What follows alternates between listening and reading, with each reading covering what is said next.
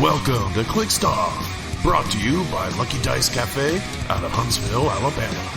Check them out at LuckyDiceCafe.com.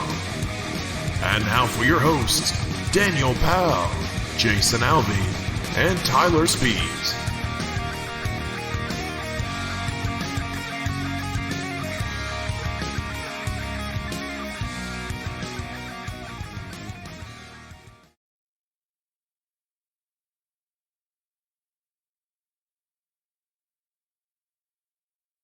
Hey everybody, welcome to Clixed Off today. This is your host Daniel Powell speaking.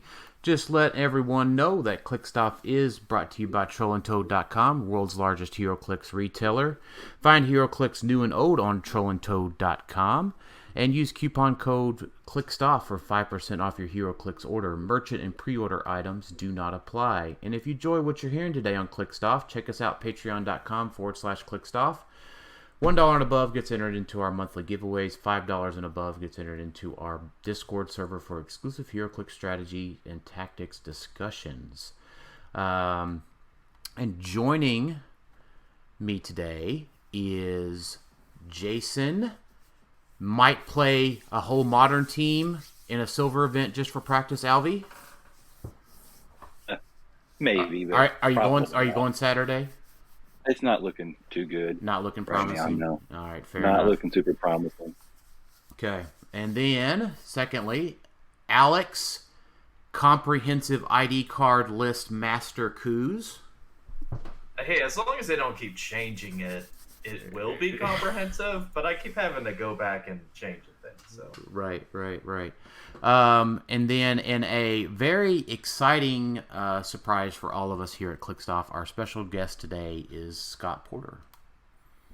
What is going on, everybody out there in HeroClix land? Thanks for having me, guys. Appreciate it. Yeah. Thanks for being on, Scott. So today, I know in the Facebook group we were going to talk about Disney Plus set review today, but Tyler couldn't join us tonight, so our agenda for tonight is we're going to talk with Scott here for a little bit, talk about ROC Cup prizing and some other cool things coming up there, and then talk a little bit about some of the Disney Plus stuff that's come out in the past week or so, and then we'll switch over to our Silver Age meta competitive discussion questions that we got in the group. And that'll be this week's episode. So Scott, the questions that we ask everybody, we talked about that. So, how long have you been playing HeroClix?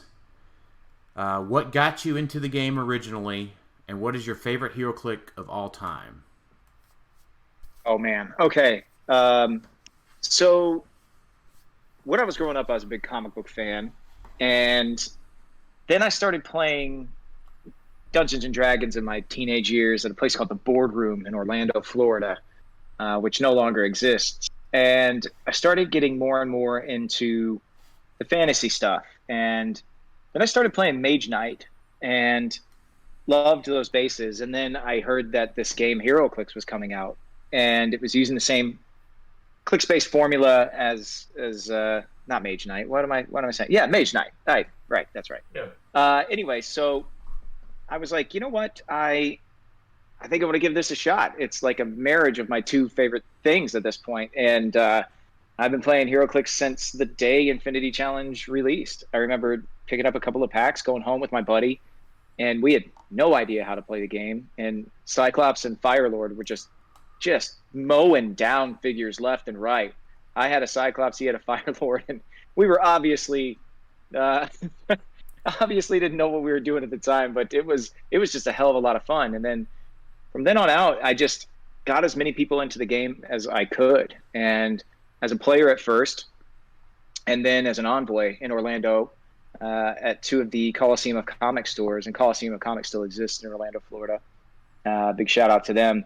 And I played HeroClix all around the world. I went to Japan for a year and found a place to play over there, which was crazy during the Critical Mass set. And so I've been playing for a long time. I outdate a lot of, I think, players that are even currently a big part of like the tournament scene and everything. I've been around for a long time. I played in Worlds a couple of times at Wizard World Philadelphia, and as far as like my favorite figure, I mean, I think back over the years, and everybody knows the new hotness stuff. I think I'd hit you with a couple of pieces that I used to really love or used to run a lot.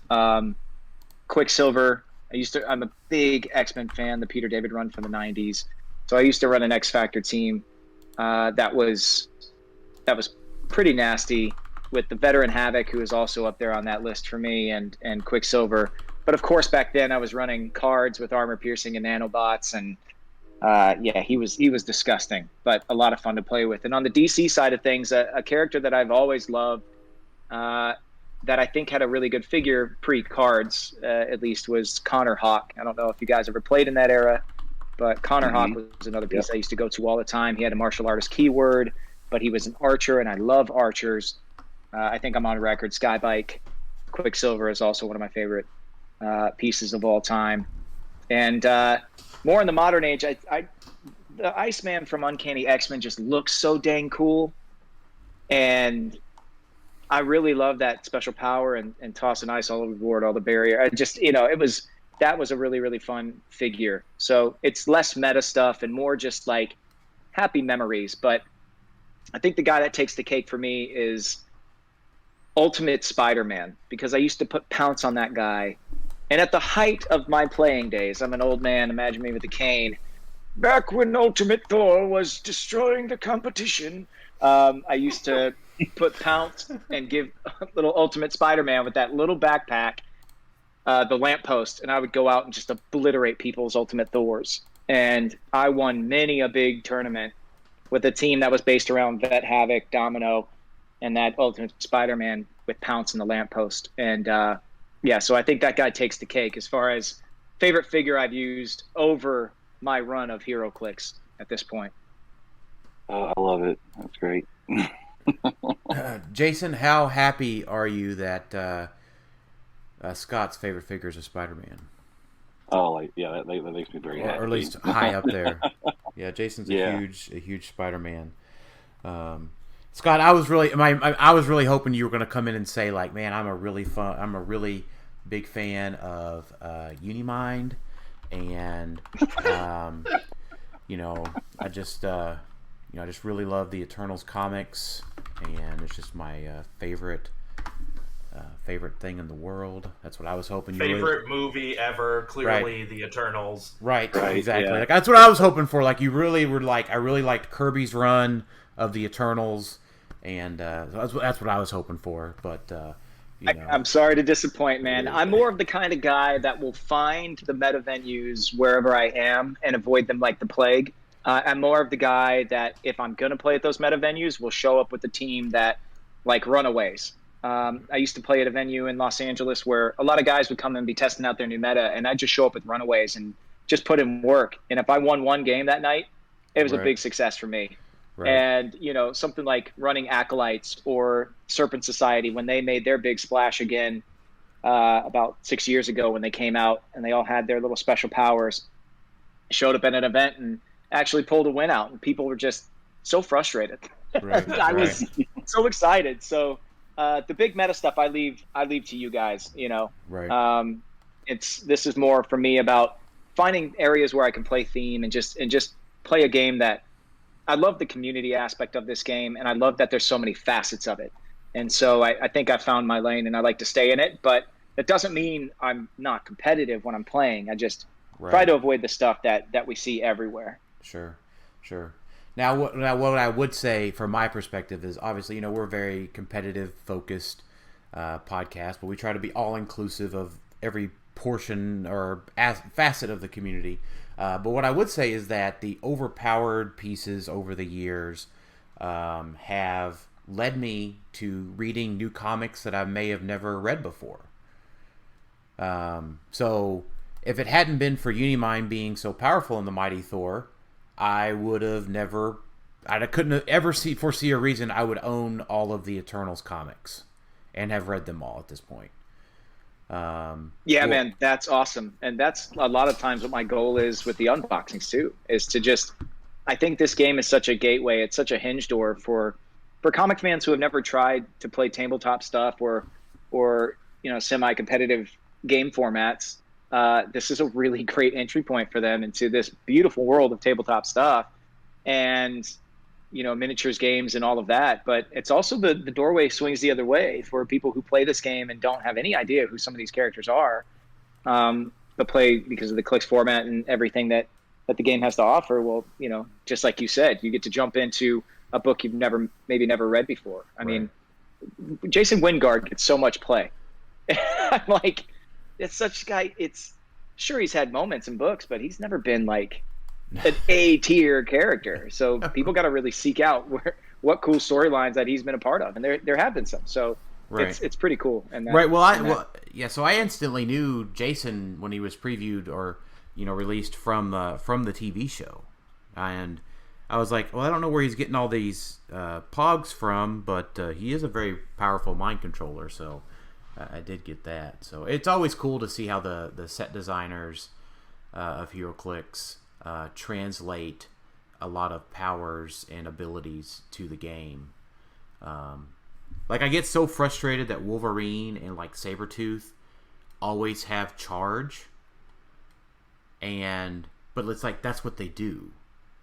But I'm like, that they do more than charge. Like, I've talked about this a few times, is that they jump from like, bush to bush, and like, they hide and then they pounce and then they, they're nimble characters, right? They just don't go, they're not all doing Berserker Barrage all the time. Sounds like you're saying they need some of those old WWE powers. Nimble and maybe all of that stuff. Maybe.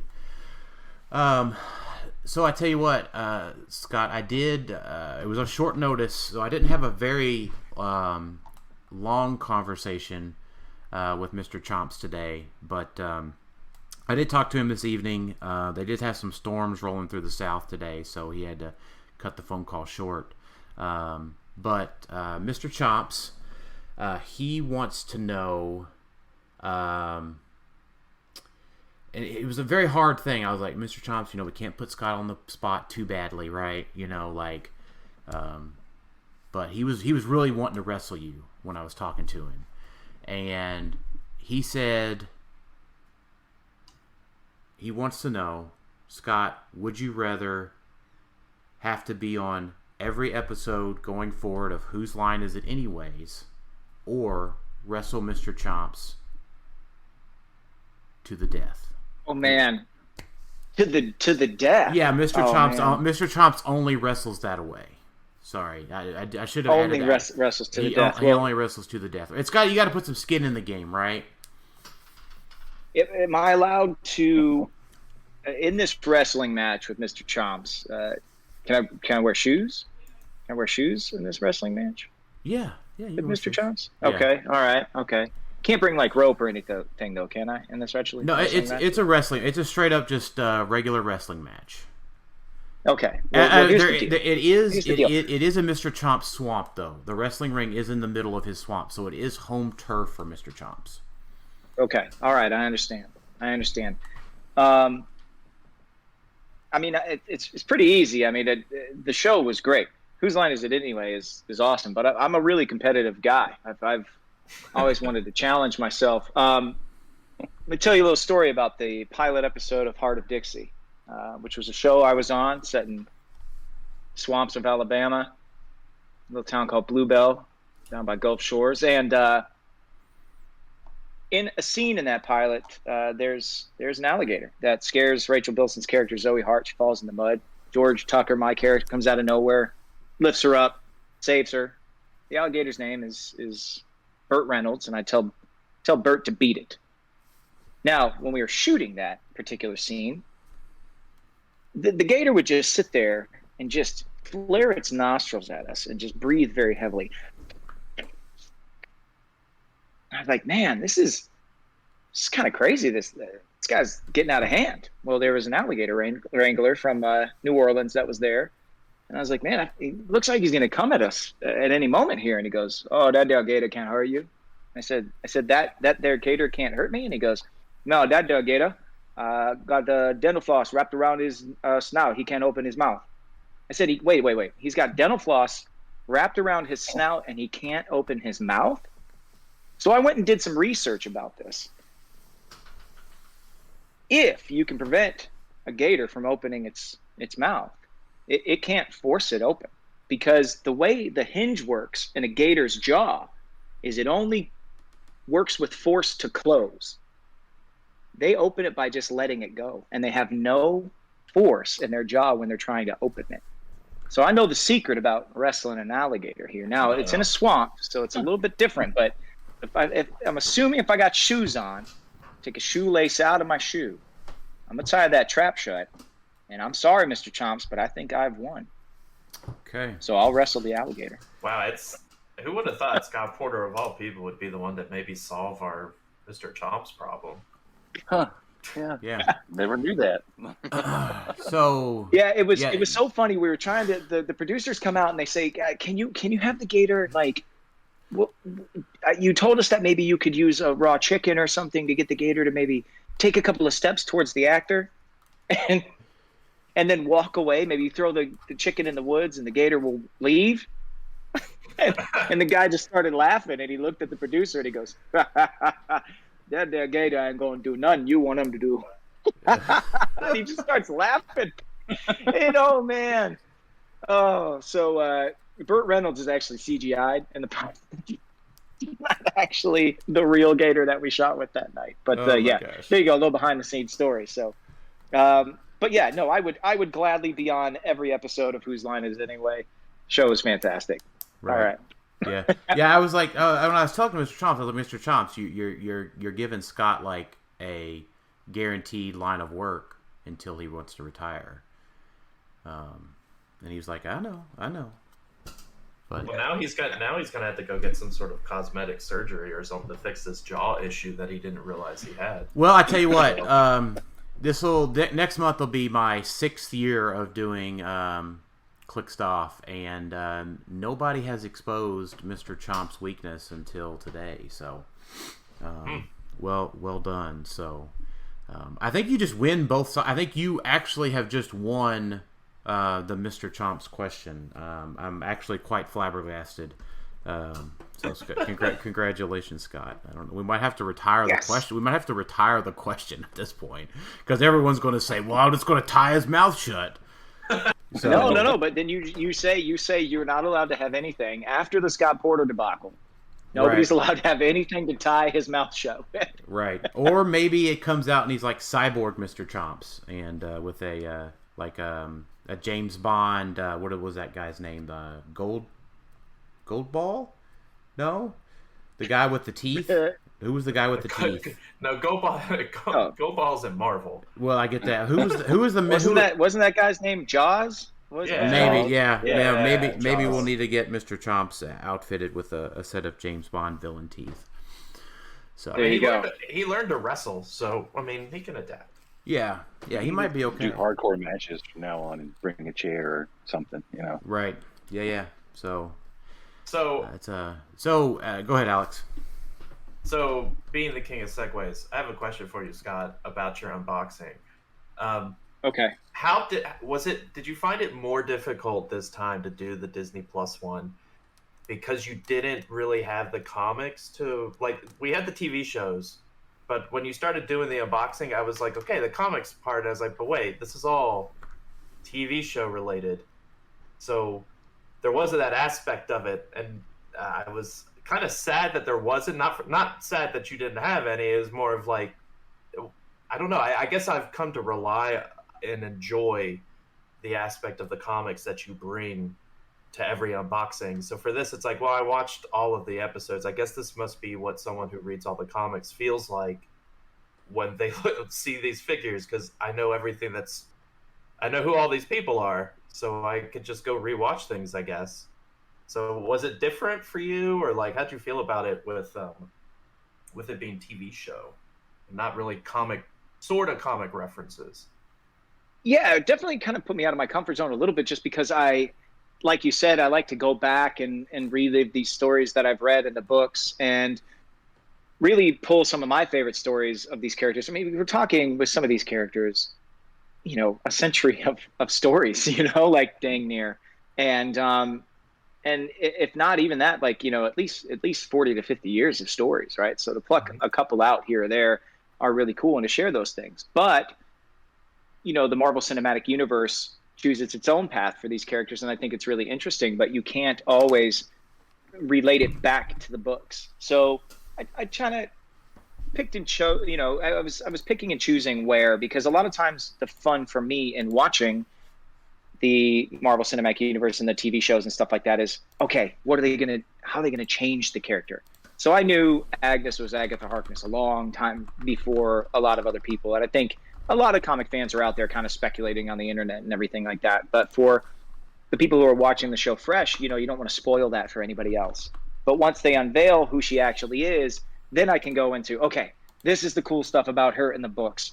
And this is why this character is super important. This is why she's so cool. Luckily, Captain Han played such an awesome character and a version of her in WandaVision, that people already loved the character. So there was no convincing that needed to happen.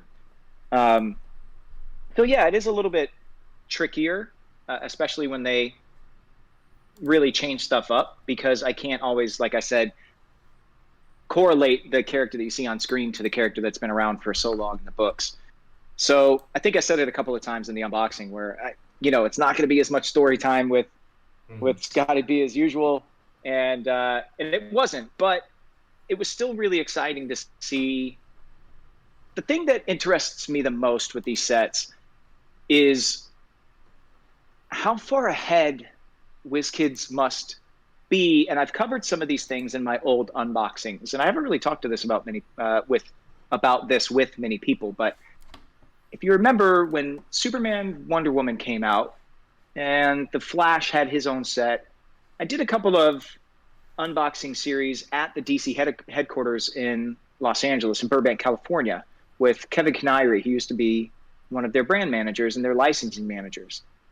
And he gave me a little insight, and I was able to share that with everybody in the community of just how far ahead WizKids has to be. And I think WizKids doesn't get enough credit for the shots that they take on characters, because they're formulating these characters based off of like synopses of future events to happen. So sometimes WizKids, I think, is designing these dials without actually being able to read the story. Sometimes they're blind designing this before they get to see the TV show.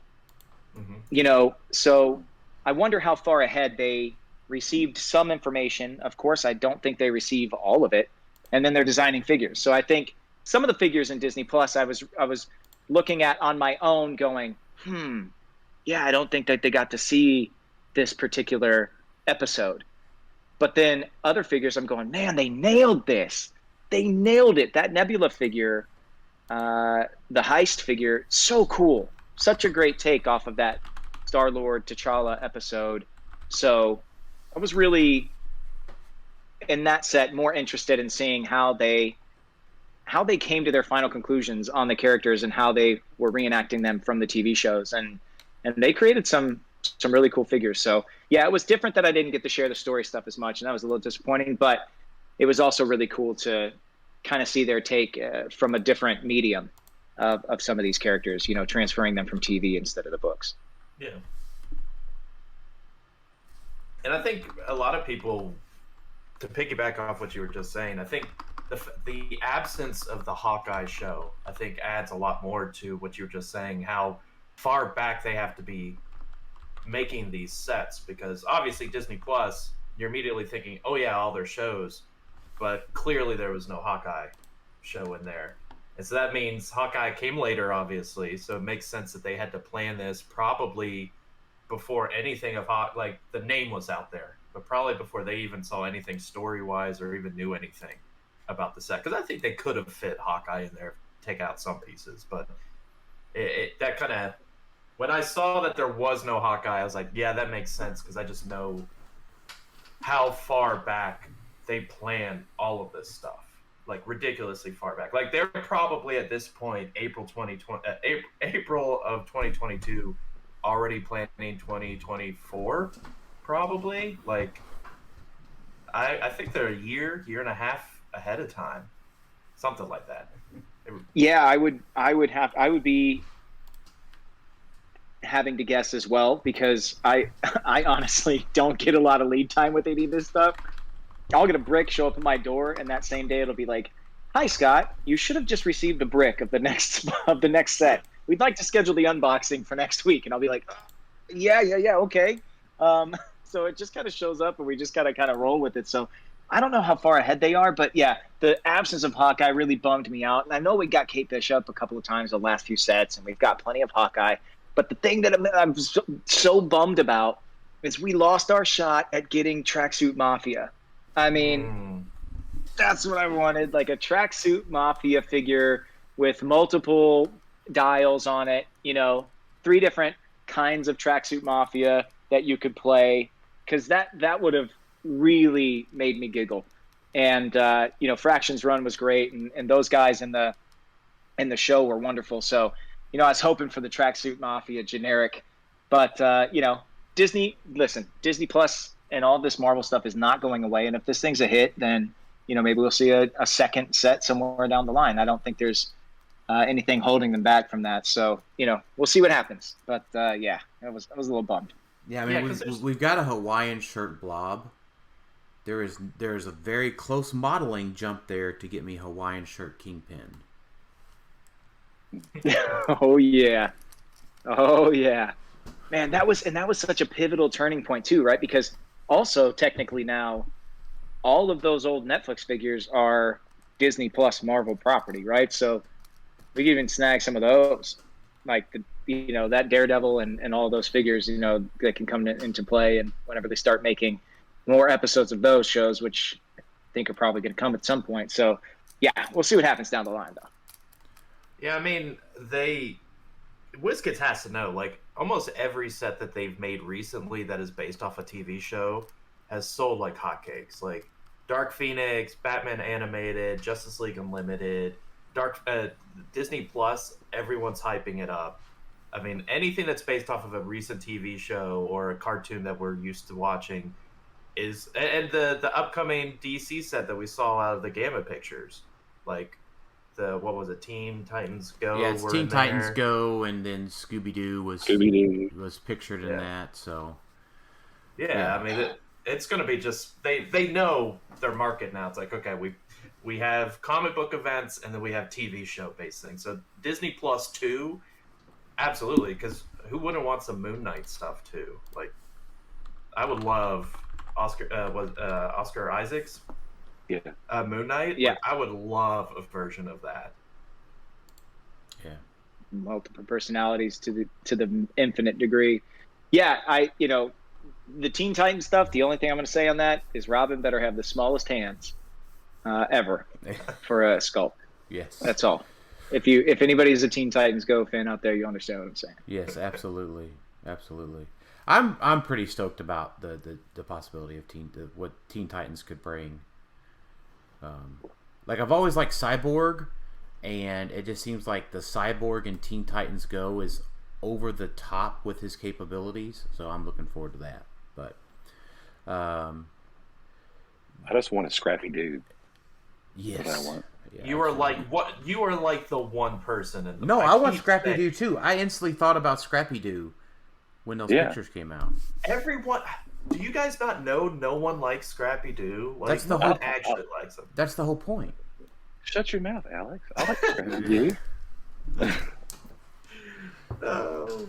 So Scott, on Disney Plus, what is your favorite figure that you've pulled in your unboxing, or that you saw previewed so far? Oh man, there's a lot of... I mean, the figure I pulled that I went outside of like the most obvious, right? I mean, that U.S. Agent Prime is ridiculous. That was the first piece I really pulled in this set that I was just like, oh man, that guy is gonna be so nasty. Yeah. But the things that I'm most interested in that ping me the most are I think Heist Nebula and Miss Minutes, because of their mission point stuff, and so I'm very interested to see how they work in competitive play, not even competitive play, just in play in general. And then from a theme perspective, I really love the holiday Halloween Spooktacular family. I love what they did with the costume designs. I love that you could see Vision is plainly wearing some like 80s Umbros, like soccer shorts down to the drawstring. And the kids' costumes are so homemade, and they captured it all so perfectly in the sculpts, but also just that family feel that you started to get midway through WandaVision. I think they really hit the nail on the head with that group of figures who have the shared trait that are just begging to be played together.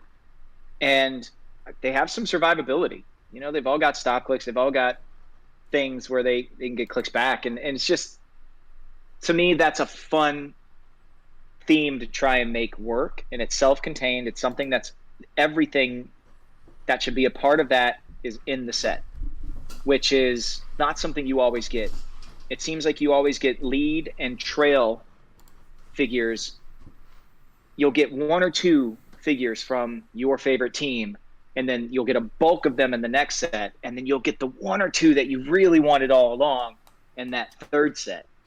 What happens is they start cycling out at a certain point, and sometimes you can't ever actually really run them for a long time, in certain scenarios. So it's a self-contained themed. I really enjoy that.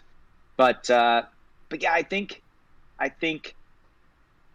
because of my play experience in HeroClix, which is been in person, been in big tournaments, but also I played a lot online. I think I've talked about it before, but on HC Realms, I played in the Fantasy HeroClix League and Creation Matrix.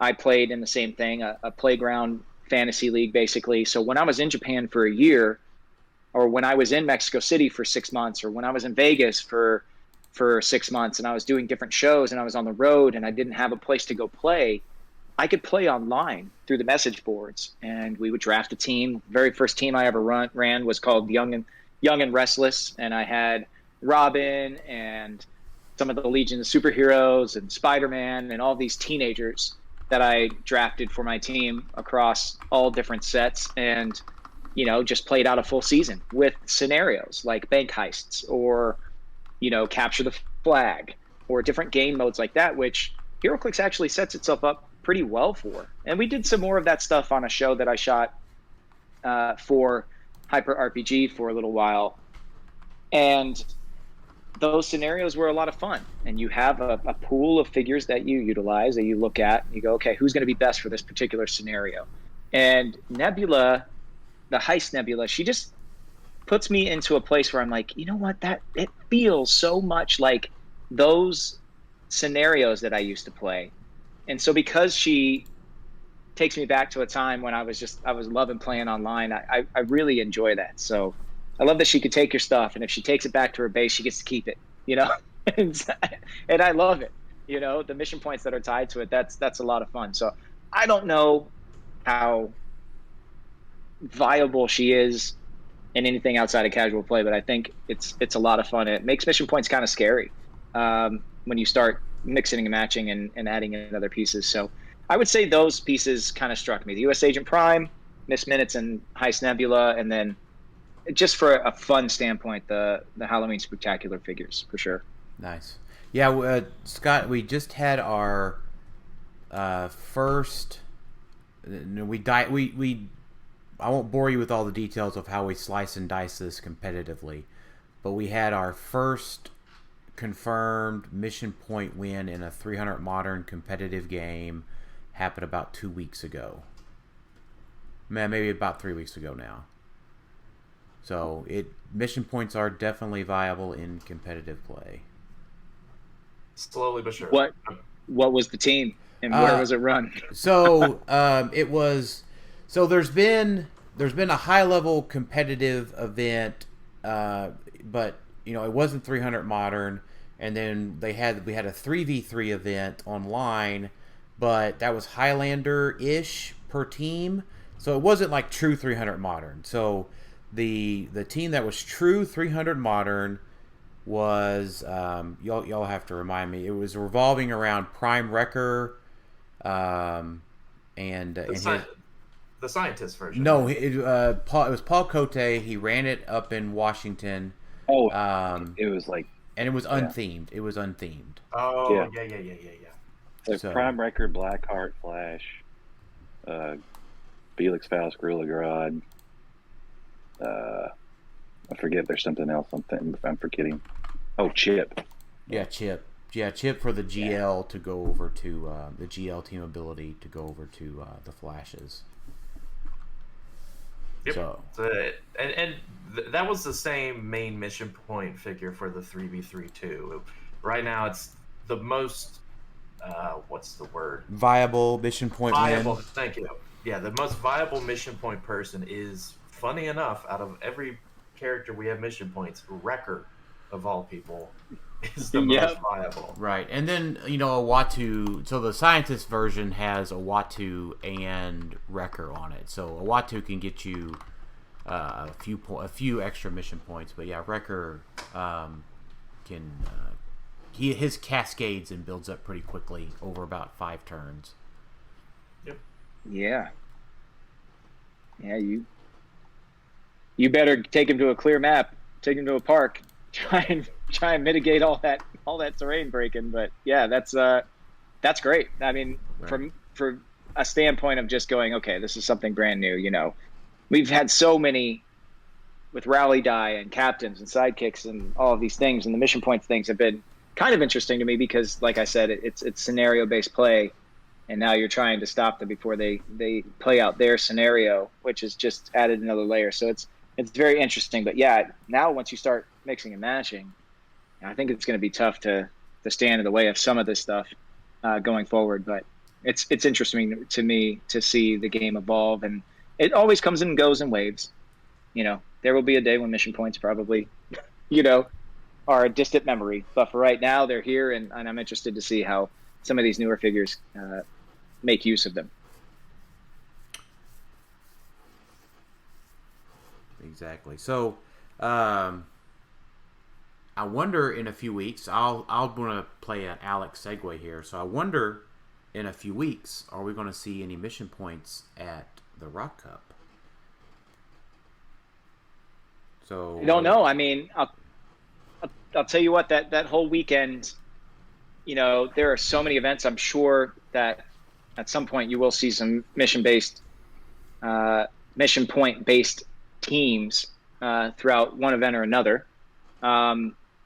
We've got a huge amount of events during that HeroClix for Huntington's weekend at the ROC Cup and the championships at the end. But Silver Age kind of throws a wrench in all that. Let's, can Mission Point stand up Silver Age? Who knows? We're going to see how Silver Age goes, on that Sunday of that weekend. And I'm actually really excited to see what's going to come out to play. I know the possibilities are almost too numerous, right? People are just trying to figure out what to even run. And that excites me in a way because we might be seeing some things that we haven't seen in a while or some brand new things that we've never seen before. And, as far as what's going to be viable or not, I will leave that in you guys' capable hands. But the weekend is going to be pretty incredible all the way around. Yeah. And now one of the things you wanted to talk about was prizing or potential prizing, stuff about that for the event. Because I know we've gotten I don't know if we've got questions about it, but I know there's been a lot of questions. I've received a lot of questions about, okay, what exactly is going on with some of the prizing for this? Because, there hasn't been a lot out there yet that we've been able to put out. So, yeah, it's just like everything in the world right now. There are a lot of things that are still being put on hold, and world events continue to make a lot of product moving and delivering of said product and a lot of these things a little bit more difficult. Shipping is still a little bit tricky a lot of times.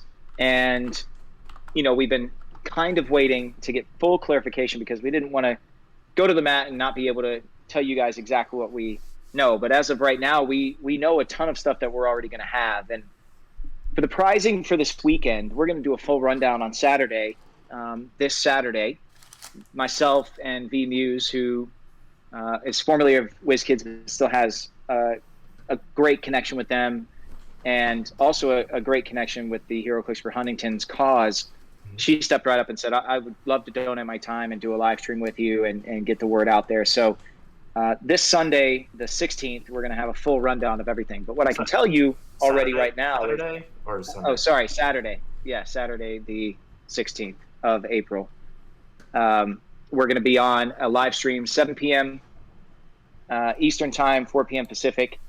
And we're going to be on their Facebook, their Twitch, their YouTube. We'll have the chat open. We can field plenty of questions that day. But I can tell you right now that some of the things that we know that we're going to have, and we're going to have them annually because this event is not going away. Year over year, we're going to have this event.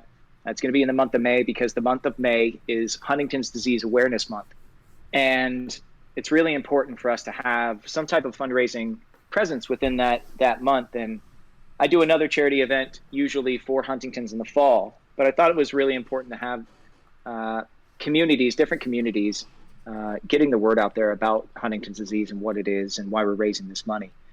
But since it is an annual thing, and I mentioned some of the prizing that we had last year, the Become a HeroClix is coming back. That wasn't a one-time thing. That is something that is unique to our tournament every single year, and we'll be a part of it every single year. We have 2 Become a HeroClix that are going to be available for this event. One will be winnable, and one will be winnable in our auction that'll be going on Friday night. And that auction will be worldwide, just like it was last year. So people can, chime in from anywhere, place your bids. It'll be run with Auxxit once again, and you'll have a chance to win that. We also have the Create a Legacy card, which was won by Adam Friedman last year. This Saturday, we're going to unveil what figure he chose, what set it was from, and what set it will be a part of going forward.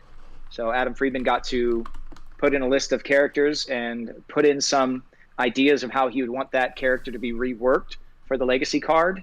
And we will be unveiling that this Saturday in the live stream. We will also be unveiling Matthew Ventura, who won last year's Create a Pog. Now, last year we had the Scott Porter Pog in the tournament legal, and able to be won in many different ways. The Scott Porter Pog will still be available this year for anybody who didn't get their hands on one.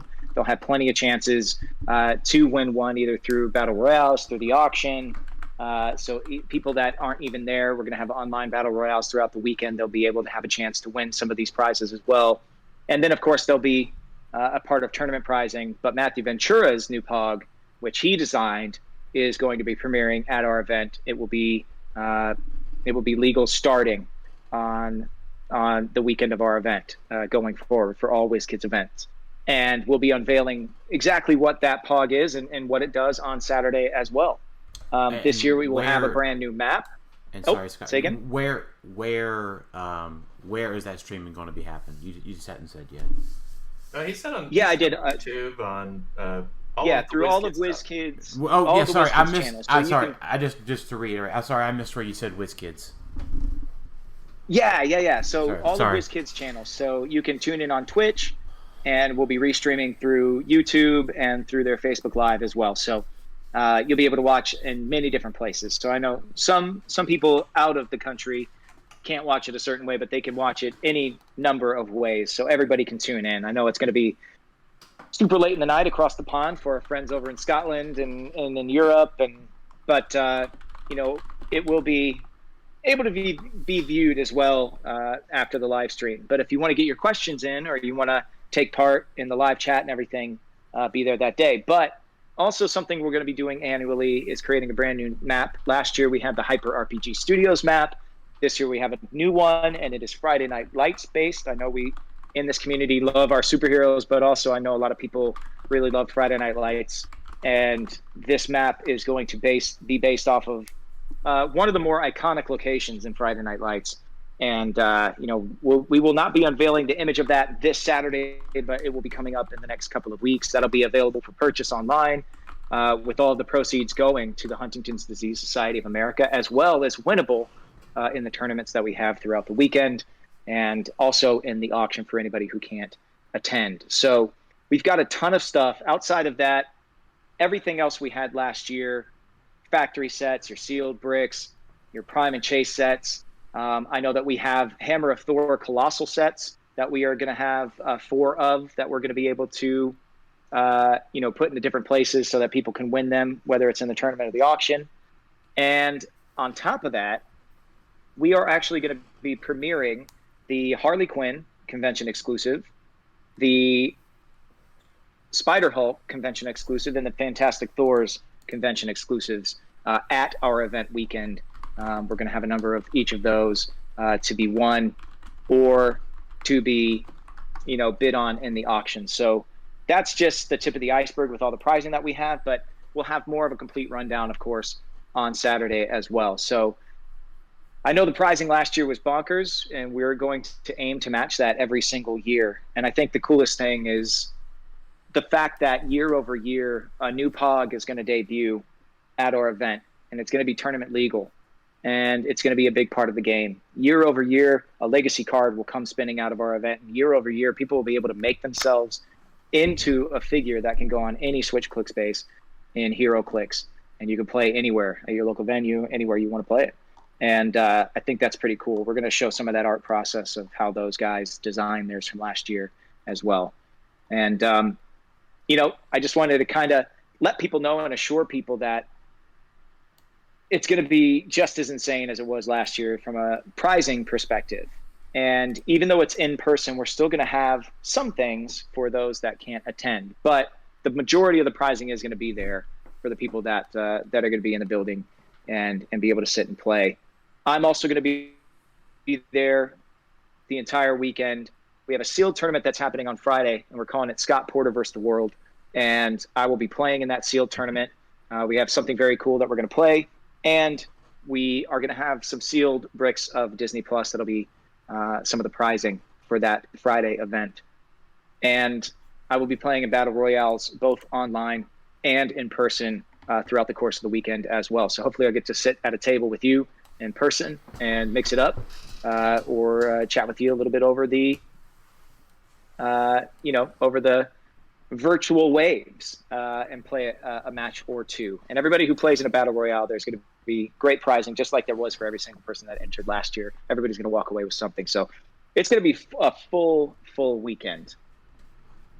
Yeah, that sounds, all of that, I mean, all of it sounds pretty crazy what you're saying, and this isn't even the big prizing announcement. So that's what I'm even more hyped about, is that, yeah, like, we even mentioned it last year that the main 3 things, or, the legacy card, the Switch Clix, that was continuing, but I feel like people just forgot that we were going to continue this. And so I'm happy that we're able to keep that going and keep announcing it and remind people, hey, you know how crazy fun it was last time? It was all online. Now we've got kind of a hybrid. Prizing is still great. Like, I'm super pumped about it. I can't wait for it to be in person and finally have a lot of fun again in person, because it's been a hot minute to have a multi-day tournament or weekend with HeroClix and a lot of good prizing. Yeah, and I know that the elephant in the room is kind of the weekend that it is, and look, I'm just excited that we are able to have it at all. I think that there is, between work and between everything that's going on, that a lot of people were getting worried that we weren't going to be able to have the event at all, and there was no way we were going to let that happen. We want to make as much money as we can for this great cause. I know it's a big family weekend for a lot of people, but this cause really goes out to the HDSA, and their motto is family is everything. And the reason they say that is because this is Huntington's disease is a genetic disease that just tears through families, because every child of a parent with Huntington's has a 50-50 shot of inheriting it. And we wanted to make sure that we did this event no matter what. And I know the timing of it is a little tricky for some people, but we're trying to make sure, like you said, we have a hybrid event that We can do something for everyone, but we're just excited to get together as a community and help families who need this help the most. It is called a boutique disease. Not a lot of people know about it. Not a lot of fundraising is done for it. So at the end of the day, I'm going to take a weekend away from, my family to do something for other families in a big way. And I'm just excited to be out there. And quite frankly, also very excited to sit down with the community because it's been years since I've been able to do that. So to meet a lot of you guys and girls in person and to just sit across from somebody and just play a game we love for a great cause for a little bit, it's going to be such a breath of fresh air, I think, for myself and hopefully a lot of other people out there. So, what better way to give back than to do something for other families who maybe don't have the chance to get out to dinner all the time or to spend a day together all the time. And, I'm really excited to be able to give back in that way. Yeah, that's going to be really awesome. I'm looking forward to it. So now I'm going to have to make sure I show up in enough time on Friday to actually I'm going to be there Thursday, so I'll be able to play in Scott Porter versus the World. So I plan on winning, Scott, if we play round 1 or round 5. I mean, what if I pull the God Pack? No, I'm kidding. If anybody pulls a God Pack, I think we have decided that well, actually, Disney Plus won't be available. That's right. Disney Plus will not be available, I don't think, for us that weekend. But we're going to have Disney Plus as pricing for that weekend. But yeah, who knows? It depends on what we pull, right? I mean, there's some unbeatable pieces in Sealed, Right. That's I'm pretty good at that. I told you my secret. I always pick a booster on the back right of the brick. I'm going to pull something good. Right. I was thinking about something good. So when you sit down, I was thinking about what is what are my goals for the weekend, right? And my goal, my goal is always to win, right? But I always set up my, it's very specific goals, right? I want to win in the 3v3. My team is set up for that, I think, pretty well. And then in singles, I've got my team ready. But I'm like, okay, so what's a specific goal, right? Like sometimes, winning is always the goal, but I got to be able to achieve that. But what's my one thing that I have to achieve? And my one thing that I have to achieve is that if I play Scott in the Friday Seal tournament, I have to win.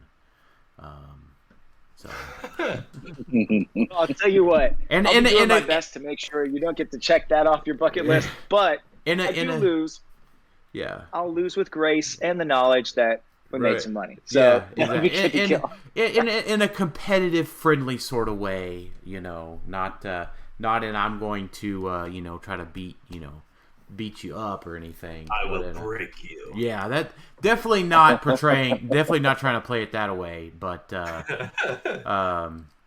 just in a way that I've got to make it happen, right? I got to be on point, right? If I'm playing Scott, I got to be on point with Sealed. So, which is not specifically my forte, right? I'm not the best Sealed player at all. So, I'm pretty good at it, but I will say this: I thought Daniel was going to sit down across the table from me, not Dolph Lundgren. So let's take it just a little easy on the guy who gets to play a little less than everybody else. Go as hard as you can. Like I said, I will take my lumps all weekend long. I will lose with grace and dignity, knowing that we're raising money for a great cause, and I'm just super excited to sit down at a table and roll some dice with people, which I haven't done in a number of years. It's been too long since I've been able to do it. So and as will I. If I were to lose said theoretical game, I would lose with grace and dignity. But it's I've won a couple of ROC Cups. I've been to that mountain, and I'm like, it's like getting a collectible, right? It's like pulling a God Pack. I've never pulled a God Pack, right? But so I can't just make that happen, right? I can do my best to make a ROC Cup win happen, but it's the collector in me, to reference the the Disney Plus set. The collector in me has to have one of each rarity. So the win of Scott Porter in Sealed is like having Howard the Duck at the end of Guardians of the Galaxy. Okay. All right. It's a weird way to put it, right? Like it's like on the tally box of the collector sheet there. Because I am a collector. Right? I know we talk about we're competitive players here, but I am a collector. I have my entire office is dedicated to my Clix collection. So those sorts of specific victories are there. So anyways, what else did you want to share about the weekend, Scott, coming up? I mean, I think that's it. Mostly that, it's just going to be an awesome weekend raising money for a fantastic cause. It's something we're going to be doing year over year, and people can expect this kind of prizing every time that we put HeroClix for Huntington's on an event weekend. It's rolled in with ROC. I have to say thanks to all these guys for helping out. But 100% of the proceeds from the tournament on Sunday, 100% of the proceeds from the auction are all going to the Huntington's Disease Society of America. 50% of almost all of the rest of the events throughout the weekend are also going to the Huntington's Disease Society of America. And, everything has a charitable element to it. And so it's just going to be an awesome weekend where we're making money for a great cause. And I think it's a great excuse to get out and play a couple of games. I know Silver Age has people sending a lot of questions my way, and that's more Kuz's department. So with that, I will say to the community, send them all to him. His inbox is wide open. He can't wait to read all of them. Hey, but at as least of right now, I the one question I can't answer is everybody's been asking, are you going to have an expanded ban list? Are you going to have an expanded ban list like you did last year? I think the thought within our group of people is we want Silver Age to kind of try and settle itself, and it's going to be like the Wild West a little bit out there. But as of right now, we are going with the watch list. Things will probably change as we head up to the event. As we saw just a day or two ago, announcements are going to be made. Things are going to be, neutered, banned, put on the watch list. Things are going to shift. We will do our best to stay on top of that and communicate to everybody. But as of right now, the watch list is a great tool to use to figure out what's going to be, what's going to be legal or not within our big Sunday tournament. So, I would say that is the one question I've been getting a lot. And that's one that I can answer with a little bit of confidence right now, is that we're going by the watch list. And as it shifts, we will shift as well. You're just happy that you don't have to deal with the comic book accuracy questions that we got last year. Because there were so many of those. I know. And some people were really trying to put us to the limit. And we were figuring things out, though, and that's the kind of conversations I love to have. I love the nerdy conversations of who wins this fight, this guy or this guy. I love that this game allows us to settle it on a mat as well, with dice and figures. But, I think the theme element is not gone going forward. I think it'll come back into play a lot of times. I think there's just a big shift within HeroClix happening this particular year. And we are kind of at the vanguard of that. We are kind of the first one out of the gate. And, holding this event in conjunction with WizKids, and I can't not say thank you to them enough for supplying all of this incredible prizing. I mean, they do this out of the goodness of their heart. They don't make any money off of this event at all. When I say they donate this prize support, they donate it. This is a cause they believe very much in. And they really love the fact that our HeroClix family can do something for other families. And the fact that they get to play a part in that is enough for them. And it's so cool.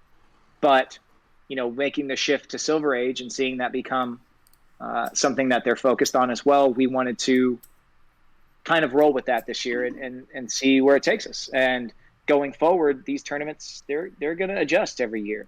So nobody's ever going to get bored coming to a HeroClix for Huntington's event weekend, because we will keep people on their toes. And, that's what we look forward to doing in the future. And Coos, don't think that you're free of all of these comic-based questions. You will be getting them in the years to come. Just not this year. Instead, you get the pitchforks and torches, a la Young Frankenstein, outside your door. So, hey, at least one thing is it just shows the creativity of the HeroClix community. Just talking about the most random.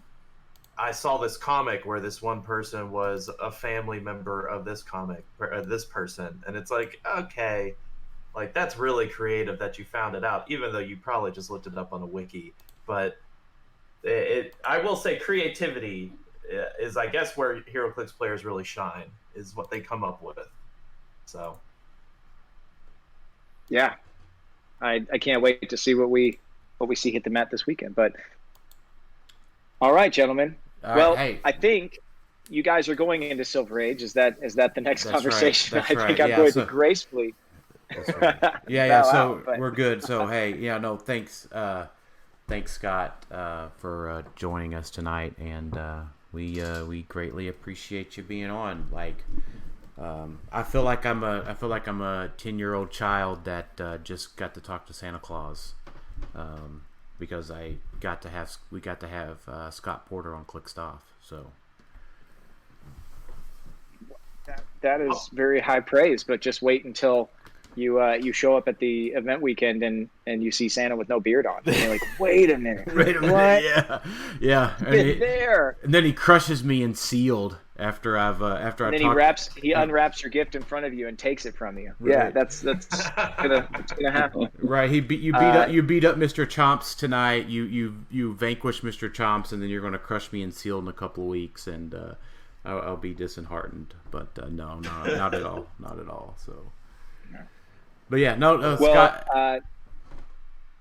Go ahead, Daniel. And Jason and Alex. I got to say thank you so much for allowing me the time to come on and chat about this, and also to just kind of get just to talk clicks with somebody, talking about my memories of playing the game and some of my favorite figures, what I thought of the Disney Plus set. I don't get to have those conversations a lot in my everyday life. So it's just really, really fun to come on a show like this, and big fan of you guys. And I appreciate the time. I really, really do.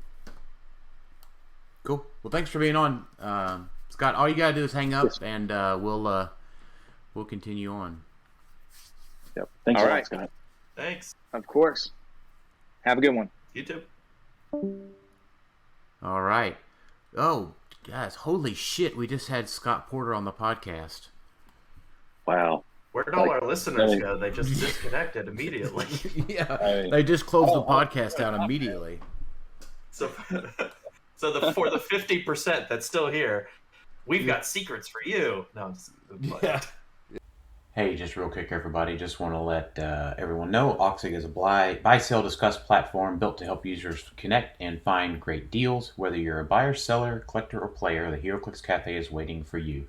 Click the link in the show description to join Auxxit today, and it will be a part of the Huntington's event here in a few weeks, so you'll want to go ahead and get signed up and ready for that to score some great deals later. Yeah. Wow. Oh, wow. Woo. Yeah, that was pretty cool. It was exciting. Mm-hmm. Mr. Chomp. Yeah, you're gonna have to have a talk with Mr. Chomps. He's not. I don't know how he's gonna recover from this. So. Yeah. I don't know either. Yeah, I'm shocked to say the least. Yeah. It'll send ripples through the swamp for sure. All right, so Silver Age, yeah. So yeah, like I said before, we were going to start our Disney Plus review, but Tyler can't join us. He really wants to do the set review, so we're going to just answer a lot of the questions that y'all had about Silver Age, and go through that as we head into ROC Cup. And this weekend is the first 2 events for Silver Age as well. So yeah, so let me talk about that for a second. So there's the big regional down in Huntsville. I'll be running that one actually. So I'll be judging it and all of that stuff. So that'll be a lot of fun. It's our first bigger tournament to really kind of be the litmus test, because kind of what Scott was talking about, we're only going to have I hearken it back to Howard's win with Goblin King year, because that was the year that What If came out like a couple weeks before Nationals, and it was legal. Like, it was just like a brand new meta right before the event. I just remember it being like a quick turnaround. Right. And so that's kind of what we're experiencing here, because remember, the singles event is a Silver Age National Championship, and there's only going to be 3 weeks of data, essentially, starting this weekend and then the subsequent weekends leading into the event. So it's kind of, and it's obviously going to be a lot bigger, like a lot more chaos, because Silver Age is just massive. So I'm super eager to see what comes out of this weekend in Huntsville. And the other one's in North Carolina. Yeah. The comic dimension. So. Yeah, so I'm super eager. I'm going to try to I'll have all the build sheets, so I'll be putting all that info up in a spreadsheet, hopefully, clearly after Easter. But, yeah, I'm pumped. I'm waiting to see what creativity comes out, or if it's just going to be a bunch of modern teams, like if Jason showed up. Right. Just a bunch of modern teams, but super eager to see what it is. So yeah, it's going to be exciting. So, yeah, so the 16th is North Carolina, and it's all wrong on the website, but North Carolina, the event is for the 16th. And then next weekend we have Highlander in New Jersey, and then Texas, and then the week after that, right before ROC Cup, we have Florida and Smetrat in Colorado, and Comic Cult in Torrance, California. So, yeah, I am excited to see what comes out of it. And now, after talking with Scott, I'm excited to go to ROC Cup. So I will have to make sure to take care of my wife / mother of my child and my actual mom very well before the event. So yeah, I'm planning for me, because obviously I'll be gone that weekend. I'm probably, and I've mentioned this to a few people, I know not everyone has this type of relationship with their mother or whatnot, but I'm probably going to take her out that week and just kind of have a mom and son day is my hope, to where like maybe we'll go to a movie, or I'll take her out to dinner, my treat. So I might arguably do, I won't say more for her than I would normally on Mother's Day, but more one-on-one, I should say, because I do have a sibling, so this would be like a more one-on-one time, right, which I think she might appreciate more. But it's going to be a crazy weekend. The website, we didn't mention this. So the HeroClix for Huntington's website is, I think, currently live. It should be, I'm the one running it, so I would know. But it doesn't have all the info on there. We're going to add all the prizing info on there. We're going to add a little bit. It's kind of still raw right now. But when he makes the announcement on Saturday, knock on wood, I'm hoping all of that will be on the website, so you can look at it visually as well, as far as the breakdown, what is going in the auction, what's going in the tournament, what's going in the sealed tournament, all of that stuff. So HeroClixForHuntingtons.com is the website. Right now it has a kind of bare bones schedule of what to expect at the tournament. And that might get updated a little bit more as well. Just know that there's kind of 3 major tournaments. And then Thursday, the welcome event will have its own thing. But the 3 major tournaments is the sealed event on Friday, the 3v3 on Saturday, and then the singles event on Sunday. Those are just the 3 bigger tournaments. And I know Scott Porter versus the World, we kind of advertised it as just a sealed tournament, but it's bigger than you guys are probably expecting. Like, it's not just we're going to play some sealed guys. Like, it's going to be like good prizing. Scott's going to be in it. Like, it's going to be a lot of fun. A lot more than I think people were expecting. You know, you see sealed tournament, you're like, oh yeah, that's part of the, that's how it happens. So I look at this weekend as more of a 3 major tournament weekend. Right. So I'm excited. I'm excited. Yeah. And something. I'm sad. Yeah, I know. Something that I normally don't be. I'm not normally so boisterous about going for a win at an event, but I figure if there's a one that I'm going to be boisterous about, it's a win over Scott Porter. So, but yeah, so that's going to be fun. So, and I will say this real quick. Mm-hmm. I guess I should check and see if it's even open that day. But if you're on the fence and maybe it's not your mom, but you want to celebrate your wife, and you have kids and whatnot, you can just bring them down to Huntsville, and you could take them all to the Space Rocket Museum Center. I took my kids there last fall, and they had a blast. It was really, really cool. I don't know if if you haven't been to the U.S. Space and Rocket Center at Huntsville, it's well worth the price of admission. So, just throwing out options in Huntsville. Not that I'm part of their, tourism. You're not part of the tourism board? Mm-hmm, mm-hmm. No. We know. No, but I took the kids there. there. I took the kids there last fall for a day trip, and they had a blast. We were there most of the day. So just something to keep in mind. And there's a lot of other stuff to do there. Right. So the first question I wanted to answer was Scott Crampton's question about Silver Age seems so overwhelming for people. How can you break it down into some teams people can run? I think new people are scared they will be trapped or tricked with new interactions. So I would say Silver Age is not more inherently... you're not going to be trapped or tricked, right? That's what the ban list is for. The ban list got rid of any of the infinite negative play experiences, right? We're talking about Silver Age. We're not talking about resources. We're not talking about the Book of the Skulls coming back, right? It's figures from the past, 6 years is when Superior Foes came out? I think so. Yeah, 2016. Yeah, that sounds about right, 2016.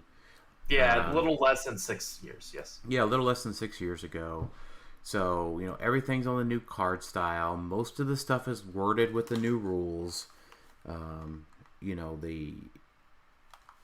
So I don't think anybody's going to be trapped or tricked or anything, right? I expect most things to be modern teams with ID cards added. Yeah, I think, first off, great question. I think it's not tricks. I think it's more of either it's going to be old players that forget certain pieces exist, or it's like Shredders, for example. All of us went through the war times known as Shredderville. We all still have PTSD over Shredders. So people might forget Shredders exist. Does that mean Shredders are great? Not necessarily, but you might still be surprised. Oh, there's this figure that can just walk up to you and deal 1 pen damage. That. There's those type of figures. Captain America, Sam Captain America. She could be carried and then be given she could be given a costed action. Right. That might be something where, I didn't know there was a figure that could do that. Right. Those are the type of figures that, you're going to have to just do your research or just kind of know that there's nothing game breaking, like you were saying. There's just figures with cool interactions you may not have, I don't want to say unexpected. There's just figures with unique things. And what you could do if you're trying to look at it is if you're a new player getting into the game, you might be able to just look at old Nationals and Worlds lists. Yeah, I would say 2019 Nationals, 2019 Worlds is going to be the peak of the ID card era that's relevant for Silver Age. Yeah, because if we're talking ID cards, there's not a lot of crazy ones that are older. The old IDs from sets that aren't legal. There's not a lot of those that are going to just rock your world. Most of the IDs that are really good right now are the X-Men ones, and then there's some World Finest ones. So Silver Age is not necessarily new person friendly. I think we can all agree to that, right? It's The not the power level is certainly higher than modern is currently. Yes. well, also just a general accessibility to figures. If Right. I'm new to the game, I could go out and try to get almost any modern figure pretty well. But some of these older sets, maybe there's not a lot of Joker's Wild out there. There probably is, but Right. I'm just saying, Right. less availability. So here's what I would say. Scott asked, like, how can you break it down into some teams people can run? Like, if I wanted a new person that wanted to go to ROC Cup, I would hand them full point Unimind or full point Goblin King. I would explain to them the certain situations that they're likely to see that might mean they auto lose. I know that's a strong term to use, but like, here's all of the silver bullets to full Uni and full Goblin King. If these things happen, you might lose. But if you just do these things, you could probably go 2-3, maybe 3-2 in a tournament. Now, if you want something a little bit more complex, right? You have your Thanos teams, right? If you're comfortable with playing Thanos in Modern, you can play Thanos in Silver. Yeah, and I think that's one thing people forget. Like, before all these ID cards were brought into the fray, a lot of people were saying Silver Age is just Modern Age with the sprinkling of old figures. So if you are experienced with a team in Modern Age, absolutely nothing wrong with just playing that in Silver Age and just seeing if there's any wiggle room for you to maybe add some IDs onto it, or if there's one or two figures that are lower point, like a Groot or a Flora Colossus that could fit on your team. Like, you can easily tailor your Modern team and just add some Silver Age, or you don't even have to add any, and you could still probably be very successful with it. And I'm thinking, like, the other big one, just like go to Realms and go to the unit section and just like type in points equal to 10 and just look at all the cool stuff that's out there for 10 points that's in Silver Age. Now, I know they don't have a Silver Age thing, but like the Turtles Pogs, the Mudman? Mudman's 20. Oh, that's right. But but you've got the Giant Girls, both of them. That's huge, right? Carnage, Flora, some of the equipments, right? You know what? I was even looking the other day, and Ben Urich from ADW is a 10-point Spider-Man family character. Now, am I playing him? No, but he gets rid of Mastermind and Shape Change at the beginning of your turn, right? So he was one of those at your beginning of your turn, select a character within 4 squares line of fire to your next turn. That character can't use Mastermind or Shape Change. But I was building off of a Modern team, and I was like, who is out there in these keywords that I'm using, manipulating with Spider-Man family? That's 10 points. And I was like, holy crap, Ben Ulrich. I don't even remember him from ADW, right? But I'm like, that is a fairly interesting type figure. But you got the Thug that can go on any team. So there's a lot of these low point sort of figures that are out there that can just sprinkle in with any team. If you're a little bit worried about diving into full silver. And I might, now that we're talking about it, I might either do a live stream or a video for like a beginner's guide to Silver Age. Like, if you're a Modern player that you want to branch out into Silver Age, it's not as spooky as you think, because everyone thinks Golden Age, how crazy Golden Age is. Silver is definitely not that. ID cards aren't the bane of all existence. I don't think so, at least. But obviously, we still got weeks to look at it. Right. But I think probably before ROC Cup, I'll do either a live stream next week or something to just kind of go over a beginner's guide to Silver Age. Because if you're a Modern player, just play your Modern team and just see what you can add. Don't break the bank to buy a bunch of Silver Age. Don't try to bring all the Silver Age back.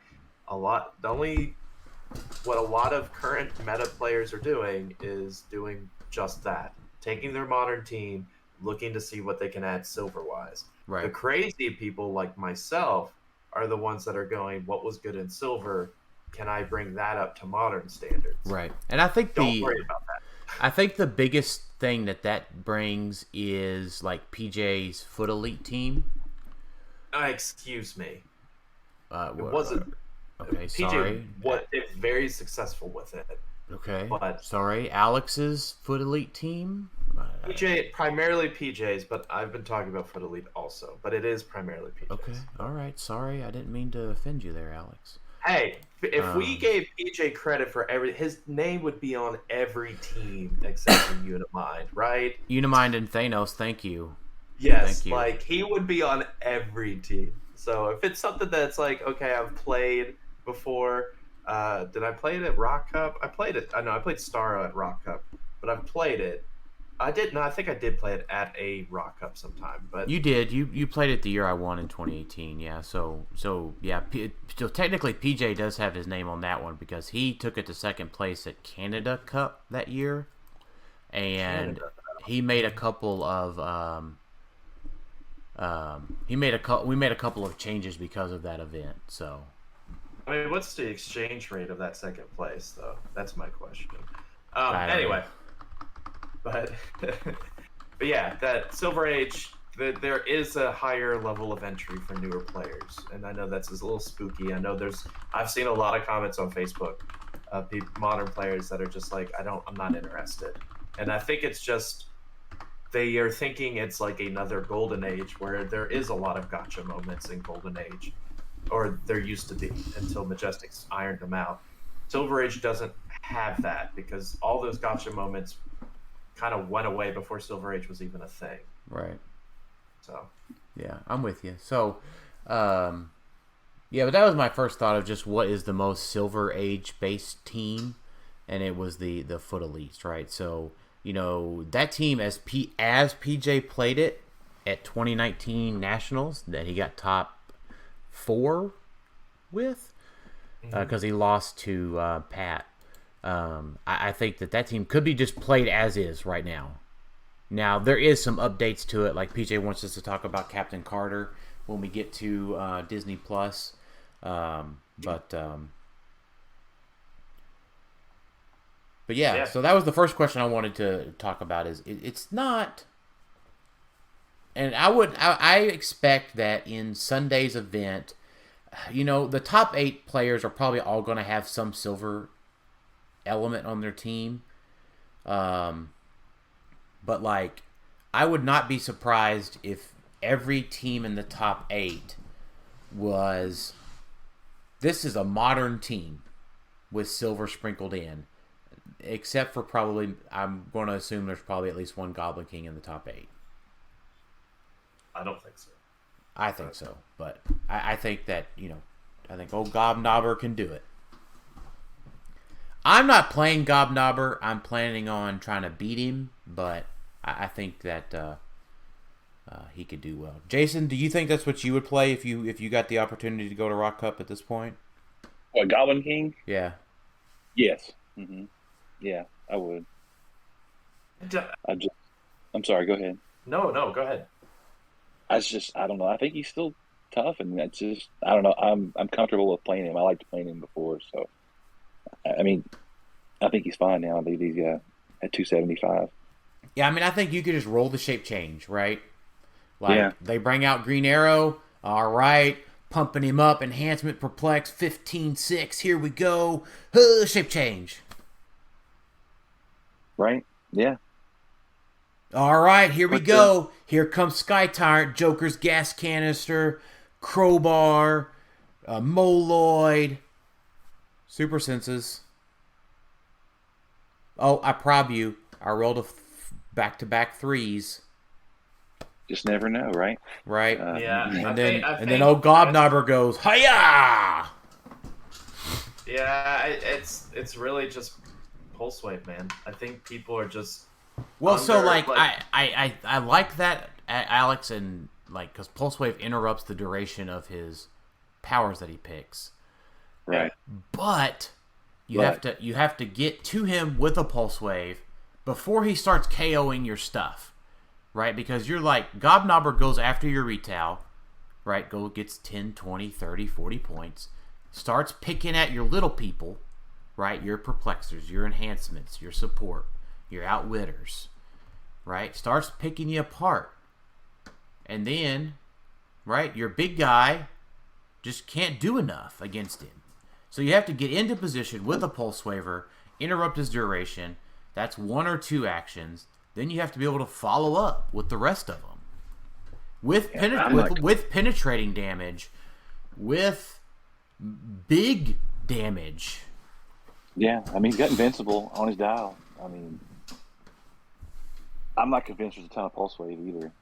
Well, we still got IDs. I think that's the kicker. No, that's what I'm saying. The ID plus pulse wave is 2 of 4.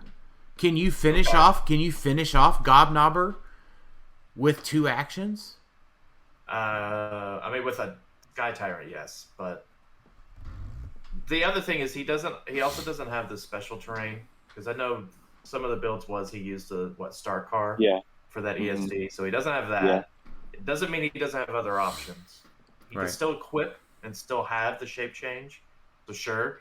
I just think, whereas before it was I've got to boost up a pulse wave and hit him for 5 and hope I could do it again, and that's it, because I'm just not getting through anything else. I think he's just more vulnerable now, because you could just use the pulse wave. You don't even have to hit with it, because you just turn off his power, and then you have 2 or 3 other attacks, 2 attacks. But if you don't hit with it, then he's still a 19. Right, I understand, but that becomes a numbers game. Is that not the same? Is that not the same against defensive teams that roll a 21? Like, I'm saying it's easier I'm saying it's easier now than what it was before. He's not defenseless, though. He's not defenseless even. Oh man, Alex, I don't know if what I can't agree with you on is that it's easier than before. It is substantially harder to go through Goblin King than it was before. Yeah, you're not going to hit him for big damage with a pulse wave. But remember, but in that time period, that was a Hail Mary. When you faced a Goblin King, you were sitting there thinking, I've only got 2 shots at pulse wave, because you weren't really playing a pulse wave person. You were like calling in. Well, so like, to be honest, like I played Uni. I'm just going to be honest. Okay. Yeah, but yours is a little different. Right. So literally turn 2, I was pulse waving Goblin King for 5. And then I did it again. Yeah, most people, though, were relying on Storm and relying on Iceman. That is like, those are my 2 call-in pulse waves. It was Storm, right? Yeah, the Storm. Asgard Storm, Chase Iceman. No. Yeah. Those 2. Or the 150 point Phoenix Force Storm. Yeah, so it's like, okay, I've got 2 shots. Yeah. If I miss one of those, the game is basically over, because he's going to hide in his little goblin hole, and he's going to sit there after taking out. He doesn't even have to kill anything, because I gave up 5 or 3 points to do it. I can't KO. But yeah, so I mean, like, so whenever I beat David at ROC Cup, in the top 32, right? Like, you just have to pour attacks onto him, right? And what happens if he just starts rolling shape change and super senses and? Oh, I know very firsthand. That same ROC Cup. He knocked me out before I could get the top 32. It was a match between me and him to make it into Top Cut. And I remember I was so mad, because I was playing. Was that the year I was playing Starro? That was the year you were playing Starro. Yeah. So I was sitting there like, I've only got a couple shots, and I was so mad, because we were mad. We weren't mad at David for playing Goblin King. We knew why. But I remember Sam giving him crap about it. And I sat down. I was just like, of course. Out of everything I have to face to get in, it's Goblin King. And I remembered David telling me, man, I'm sorry. He's like, I'm so sorry for this. I feel bad. And I'm like, it's okay. It's just how this lined up. Because I had my shots, but like, I had a couple shots, like not even legitimate shots. What I'm saying now is that I can call in a Jubilee for at 35 points or something with a pulse wave, because I don't care about the damage. I care about just activating pulse wave. And so that's what I mean by, sure, if you're playing a piece that has access to pulse wave, before, like Unimind, then obviously it's way easier than it was before. It was way better back then. I don't know. I think being able to just I don't know, shut man. up. I don't know. I mean, it's just not. I don't know. I don't think it's as good as you think it is. I mean, not that we have time to do this before ROC Cup, but it'd be interesting to do some practice games or. I mean, I guess we'll see, right? I mean, this episode's going up before the first events, right? So, like, if you've got a buddy out there that's, at one of these regional events that's on the fence, how about this? If you're that buddy and you listen to the episode, or you're that guy, have him listen to this part of the episode, and please, new guy, would you try Goblin King for us?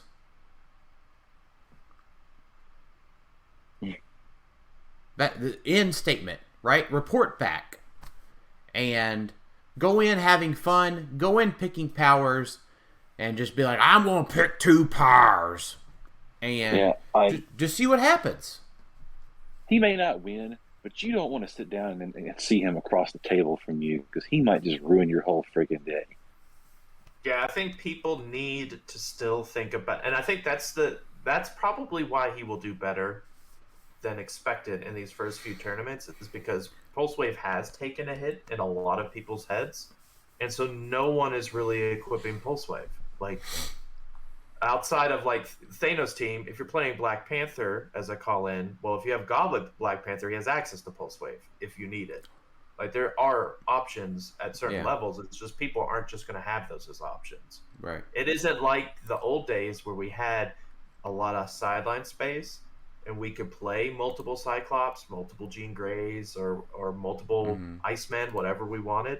We're only playing one because we don't want that flexibility because we have other things we've got to play. So he's probably going to do fine to start with because people aren't playing Pulse Wave on ID. And they should, because it's just generally still good for other characters besides Goblin King, but it is what it is. Right. So Scott also asked a question. So Alex, you're going to plan on publishing an article about ID cards here really soon, right? And then what do we think, if you had to pick 4 must-do ID cards, what would they be? Ooh. So I'm personally, I think there's the low pointers, right? That's what I think of. What are the low pointers? That's the must that can go on nearly every team. That comes out Lex, Superman, Flash, Dr. Fate. But Dr. Fate's probably not in the top 3. But Flash, Lex, and Superman are probably the top 3 in that low point category. I mean, is Dr. Fate really low point? You can't call him out at 10, can you? Yeah, you can. Yeah. Can you? Okay. Yeah, and that turns off Perplex. So. Yeah, it's super solid. And you get an enhancement. I think Lex. I personally like Lex a little bit better because Lex comes in with enhancement, and you get to use Outwit. Superman enemy team ability, to be fair. So it isn't like he could just. Does he have Outwit? No. No, he grants the team ability. So like. Right. So if you're just one person, if you retail and come over. No, I'm just thinking about like. No, he doesn't himself, but. Like if your group retails and calls it and gets a walking wood out, then you call it out, then group can use Outwit with the walking wood being the lower point figure. Right. I have Lex. So the way I'm working on the spreadsheet, I've gone back and fixed all the changes from yesterday or the day before when they took away other identities and real names. So took those out. That actually kills some more IDs. Like we lose Spectrum, we lose a couple others because we could have played Monica Rambeau. We lost a couple, but I'm going through, and the way I have it broken up, and this will be on our website, hopefully like next week, is I have them color coded to where every inspiration is either green, it's good, yellow, it's situational, or red, it's just bad. And Lex I have as a situational, because it's Superman. Granting Superman enemy team ability isn't good, it's just good in certain instances. It's not good all the time, as opposed to shape change, or shape change is generally always going to be good, or invincible. Whenever you play that, it's most likely going to be good. Like 80% of the time, 90% of the time you're playing Superman, it's going to be a good inspiration. For Lex, I don't know if I feel that is the figure you're bringing in. Sure, like that's clearly a good figure for 10 points, right? Yeah. Like, I'm just thinking that's just icing on the cake, right? The inspiration is good, and then the icing on the cake is just the figure that you pull in backwards. The figure that you call in is really good. 11 for 3 with precision strike and enhancement. That's cake. The inspiration is icing. So, but like big point ones, right? Black Panther. Shit. 150? 150, yeah, and his inspiration's really good. Batman is really good with his inspiration. I'll just go ahead and remind everybody: Batman plus Black Panther plus autonomous Pog, really OP. Inspiration is it gives you barrier, smoke cloud, and stealth. Right. So that's what he means for both of those. Yeah. So just popping off with autonomous barrier is pretty good. Any of your call-in retals are going to be good. We lost some because we lost all the Phoenix-based ones with the other identities. We're just the one, but yeah. Well, right, but we had like 3 IDs that could use for that one figure. Oh yeah, I get you. Yeah, so we had multiple options for that. So right now, I think we're left with like Iceman and Miss Marvel, and that might be it. Yeah, I think it's just the Storm. That's not really a colossal, but it's a retail. Right, retail. Yeah. So if we're gonna soon publish. I guess technically Spider-Man. No, that's Spider-Man family. I was gonna say there's that retail Spider-Man, right? Yeah, in certain situations, it has to be the keyword. I think. Yeah, Spider-Man. Scott Porter's favorite figure. There are some really good inspirations, but there's some now that just don't have good figures, unfortunately. Right, but I would say like those are probably my top. There's a lot of good figures. Calling out Chase Black Widow. Oh yeah. Oh yeah. Oh. Ugh. Ooh. Any figure that can bring out a Pog is really good. And there's a lot of those. There's quite a few. Venom. You could bring in Venom, power action to bring in this. I don't know why you would do that, but it is an option. Is it a power or free? Unless it gets attacked or he hits, he does it. Oh, if he hits, yeah, he can do it, right? Yeah. I mean, he's not bad, and he generates. Captain Marvel. Captain Marvel. Yeah, Captain Marvel, I think, is probably one of my top 5. At least top 10, because amazing inspiration, giving everybody power cosmic is great, like just great in general. And then that Captain America and Avengers Captain Marvel is just good in general, being able to hypersonic, hit somebody, deal the one after, pop out a Chewie, and then or considering now that they can hyper off the map too. Right, but you'd have to, you drop Chewie and then hyper. Yeah, so it's awesome. Like that's a really, really, really good ID card. All right, so it's a really strong figure. Let's stick to what Scott's question here is. So now that we're talked about it, top 4. Jason, do you have a specific top 4 that you've looked at? Like, what are your go-to top 4? ID cards? I don't know. I haven't really delved into it a whole lot because I don't know when I'm gonna. Silver Age. Okay, fair enough. Yeah, Alex. Yeah. I mean, Wolverine's always still really good. I think. Right. Inspiration, is healing one is just really good, and there's a lot of good Wolverines out there you can bring in. Mm-hmm. Alex, what is? I know you're going to work on your spreadsheet. I know you got a lot of red, yellow, greens. You said, but give us your top 4. All right. So I really believe it's very situational based off of the team. But so like ones I'm looking to add to generally most teams. One is obviously the Captain Marvel. 2, Shang-Chi. I still think is really good. He's I think one of the only access to precision strike, but giving everyone precision strike +1 to close attacks, and then that Shang-Chi's really good from War of the Realm. So he actually, I don't know if he honestly makes top 4, but he's one that I would want to mention just because. Top 4, like Alex. Top 4. Yeah. Commit to top 4 for Scott. I don't think I could put Gene up there anymore. Can you believe that? Neither Gene. Neither Gene ID, I mean. Okay. I think if we're going specific, man, that's tough, man.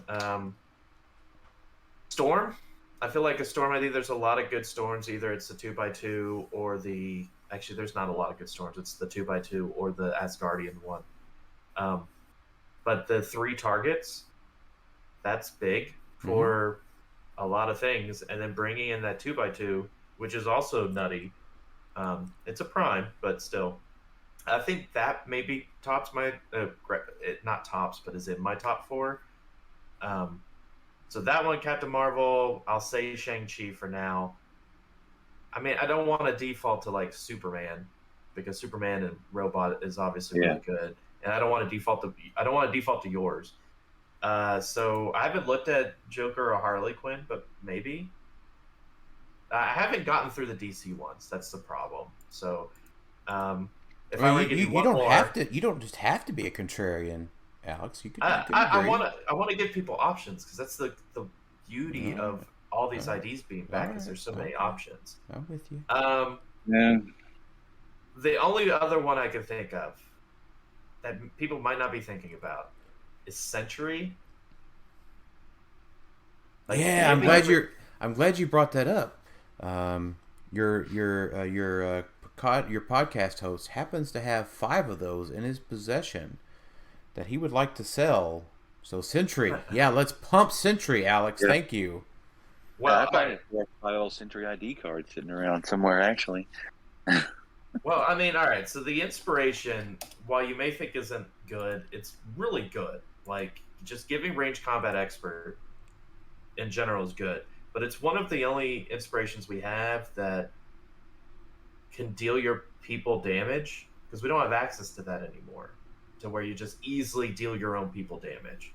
Right. So if you have Pogs, like if you're playing with Paparazzi and you roll a 1, and you're like, crap, I've only got 1 Paparazzi, I would like to re-roll that and get something better. Well, you could call in a Sentry and have another person attack. Don't waste the ID just for Sentry. But then you can have your Paparazzi use range combat expert, because they have a range 2. of some sort, right? 2. Yeah, but that's still 2 range combat expert for maybe 1 damage, and then they die after actions resolve. Cool. And then I can now bring out more Paparazzi. Like there's uses for that I don't know if people are thinking about yet. And that Sentry honestly isn't bad as a call-in. Mm-hmm. Anything other than that, he's bad. But 50-point call-in, not terrible. So I think Sentry is a low-key one people aren't thinking about. All right. Then I'll give the default answer then. So how about that? Beast, Wolverine, Superman, Black Widow. Super solid.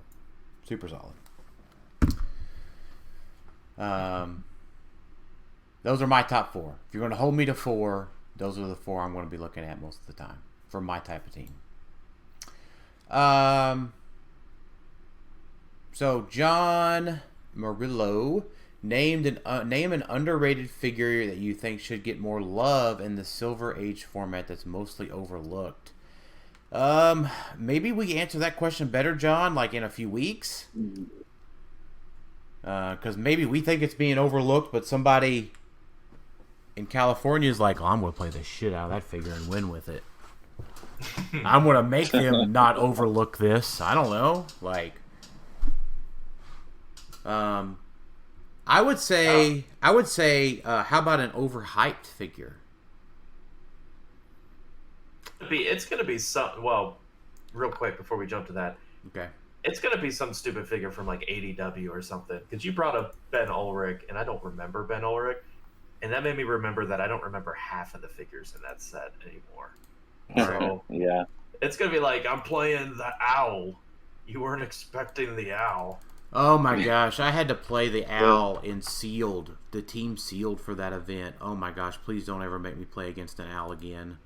Here's the worst super rare. Here's Kingpin. I'm just kidding. I'm actually kidding. That owl did work for me because he had charge and he had flight, so he was actually pretty good. But there's just going to be figures that were like, wait, this was a thing? Oh, yeah, that's right. ADW. Yeah, it's been a hot minute. What do you think? So, Jason, what do you think? What's a overlooked figure out there?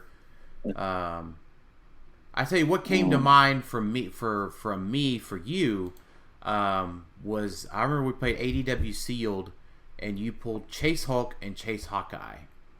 Oh, And what I was thinking of was that Chase Hulk. Yeah. It's been a hot minute since I've looked at him. He's pretty good though. Yeah, because he we were talking about giving him Steel Energy and Colossal Stamina. And he has Colossal Stamina, and just having him go tanky tank because his stop click is on his damage slot, which is huge. Yeah. And he has old good Quake. True. He has printed damage value Quake. Yeah, I have not looked at him in forever. Yeah, right. I've kind of just forgot about all that stuff. Right. Like, I don't know. I'd probably want to play some Juggernaut again, just because I can put Ock Arms on him again. Ooh, I like that answer. I think probably the overlooked figure that I bought as soon as Silver Age was announced last year is Ironheart. I haven't seen a lot of people talking about Ironheart again yet. Oh, yeah. She is scientist, and she is still super solid for 25 points. Yeah, that's very true. Yeah. Especially without pushing damage now. Well, you wanted to push with her before. Yeah, to get her onto prob or something, but... Yeah. I mean, just a super solid sidestep transporter piece with flight and outwit is fine, right? Like, and then call in Sentry, and she can attack 11 for 3, and then she goes to prob. Done. That's right. There you go. Perfect. Yeah. Right. Yeah. That's a pretty good idea. Yeah, I mean, unavoidable. So I tell you what I am beginning to be concerned about as far as overhypeness goes is Groot. I think, aren't you the one hyping him? Right. I think I have maybe led astray because of the increase of 4x4 maps. Okay. So there are single base teams now that fill up 4x4 starting areas. Oh, yep, that's true. So, I don't know if you can count on Walking Woods as much as you could before. Because it was pretty much back in the day that, Tyler's team was the only team that filled up starting areas. Right, or Hawkeye. Sorry, Hawkeye and Tyler's Monsters were the only teams that filled up starting areas on a regular basis. So you could count on the majority of your matches getting Groot. And I think that, you probably still can, but the 4x4 starting area is a bigger deal, right? Because 3 Colossals and 4 Littles fill up a 4x4. So you may not get your Walking Woods. I mean, if X-Men catch on and they start playing a freaking Blackbird just to block up their starting area and then switch it out with Professor X. That's right. You're right. I mean, I guess that doesn't work. Is it beginning a game? It's beginning a game. Yeah, so it would work. It would work if they win map, yeah. Or let's say you win map and your ideal map versus their team is a 4x4, right? You might have to forego Walking Woods as a choice. I think people just forgot how Groot was at the end of his life. Groot literally just became a leadership person who occasionally gave you good pogs. Like, because he was always one of the first ones to die. Like, I remember it's like, I don't think, there was a couple tournaments where I didn't get to retail with him at all. Because it's just, he instantly either died to Hawkeye or Vulture or whoever. He just died. Right. Period. Because 20 points is a lot for an ID heavy Flora Colossus 10-point heavy thing. 20 points, that's great. So I just remembered Groot dying a lot, and he became he's the best leadership, so I'm going to play Groot and hope I get some Walking Wood. Yeah, I mean, yeah, you hope you get a couple turns with Groot, right? And I think we've got to remember that reality and not be too glamorized with the Walking Woods.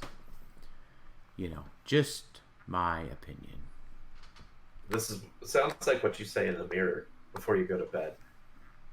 You're like, okay, Daniel, don't glamorize Walking Woods. We got this. Right. Yeah, maybe. I don't know. Like, well, I don't know. That's why I do a podcast, right? I share my thoughts, right? I don't know. That's pretty much the same idea, right? I like that, though. I do think it is a very hyped up, like, immediately, Silver Age is a thing. It's like, Groot, clearly. Like, I think that's the first thing I ever heard about Silver Age was Groot. 20 points, fits on almost every team. Monster, Ruler, Cosmic, he's amazing. Go. Yeah. And he is, but a little overhyped. Monster teams fill up every single map now. Oh, that's right. So, I mean, good luck. Yeah. You got it. So, Emmanuel asks, optimal number of IDs.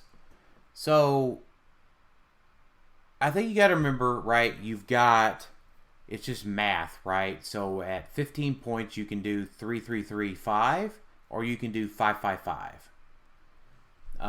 Or at 10 points, you can do 5-5, 5-3, 3-3-3. So, I think at this point, right, with the power level that we have in Modern, you have to be able to say, you can't just cram IDs on that like you used to be able to. Like, I don't think like Kobik Unseen ID card battery teams are just a thing anymore.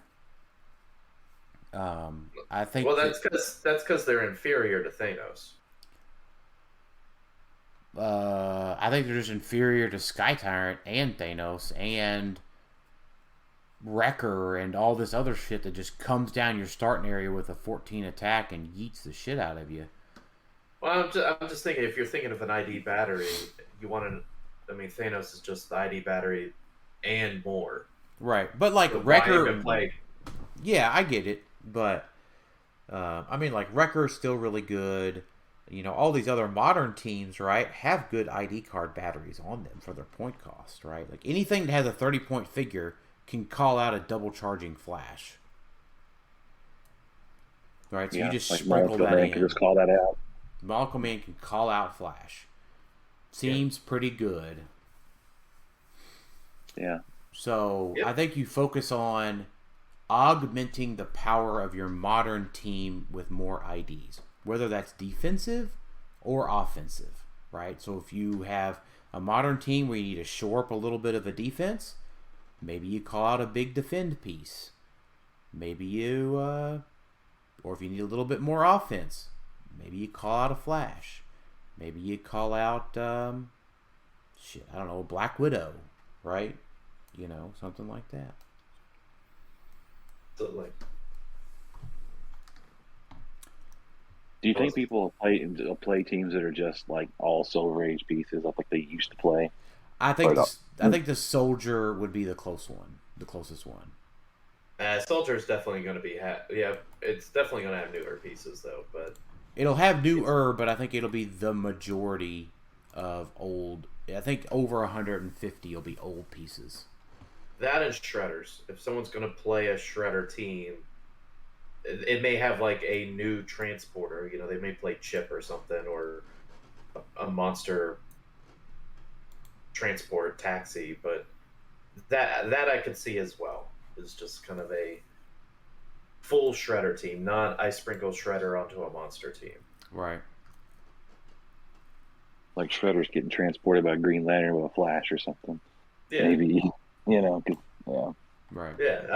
Yeah. I mean, that's a huge thing. Is just carry mini shredder, claw shredder, or shredder clone up, and you can even do it on a scientist team, just not thematic, and get them across the map and just say hello, I'm here. Sidestep around with Yafit if they all have sidestep anyway, so they don't need Yafit. But that's a thing. It is a thing. Not as scary as before because they're definitely killable, and all IDs are legal, so you could do the invincible Superman thing like we used to. But yeah, it's possible. So Paul Cote asks, this is more of a segment on its own, but I'm curious where you would rank older figures on the tier list for Silver Age. Like, where is Tangent Green Lantern, Sam Cap, Unimind, Bizarro Green Arrow on the Silver tier list? We should do that. We should a tier maker. Oh my gosh! So like, I don't know if we have enough time before the Cup to do that. That's my problem. I think we could. I mean, we could. So like I'm just thinking out loud is, this week is pretty much shot. This weekend's pretty much shot, and then next week is prep for PJ's event. So maybe we could get a live stream in next week or the week before the Cup, and maybe talk about what figures we would put into S for that silver only S tier figures from each set. Yeah, because keep in mind, we are, when this is going up, exactly 3 weeks away from the Cup. That's right. Yeah. So, we're recording Wednesday night. It's going to go up Thursday morning. And yeah, so we've got time to sneak it in. That'd be fun. Yeah, we could try that. We could just pull silver figures from winning teams and just... I think we just go through... I think what we'd want to do for Paul, or for the community for this content, would be start with superior foes and just pull out S-tier figures. Yeah, we could do that ahead of time. That won't be... I could even work on it. Yeah, I'd want to do it just off the cuff because I probably won't have time to prep, but yeah. No, what I mean is like we would have to have the images, so... Right. Well, yeah, maybe I don't know. We'll figure it out. Yeah. So... Brad Bowles wants... I want Dark Horse picks. I want to see forced builds trying to make something work. I think that's probably like Tangent Green Lantern. Well, no, because Tangent Green Lantern works now. How does she work? She's got to be on the board. She never worked with an ID card.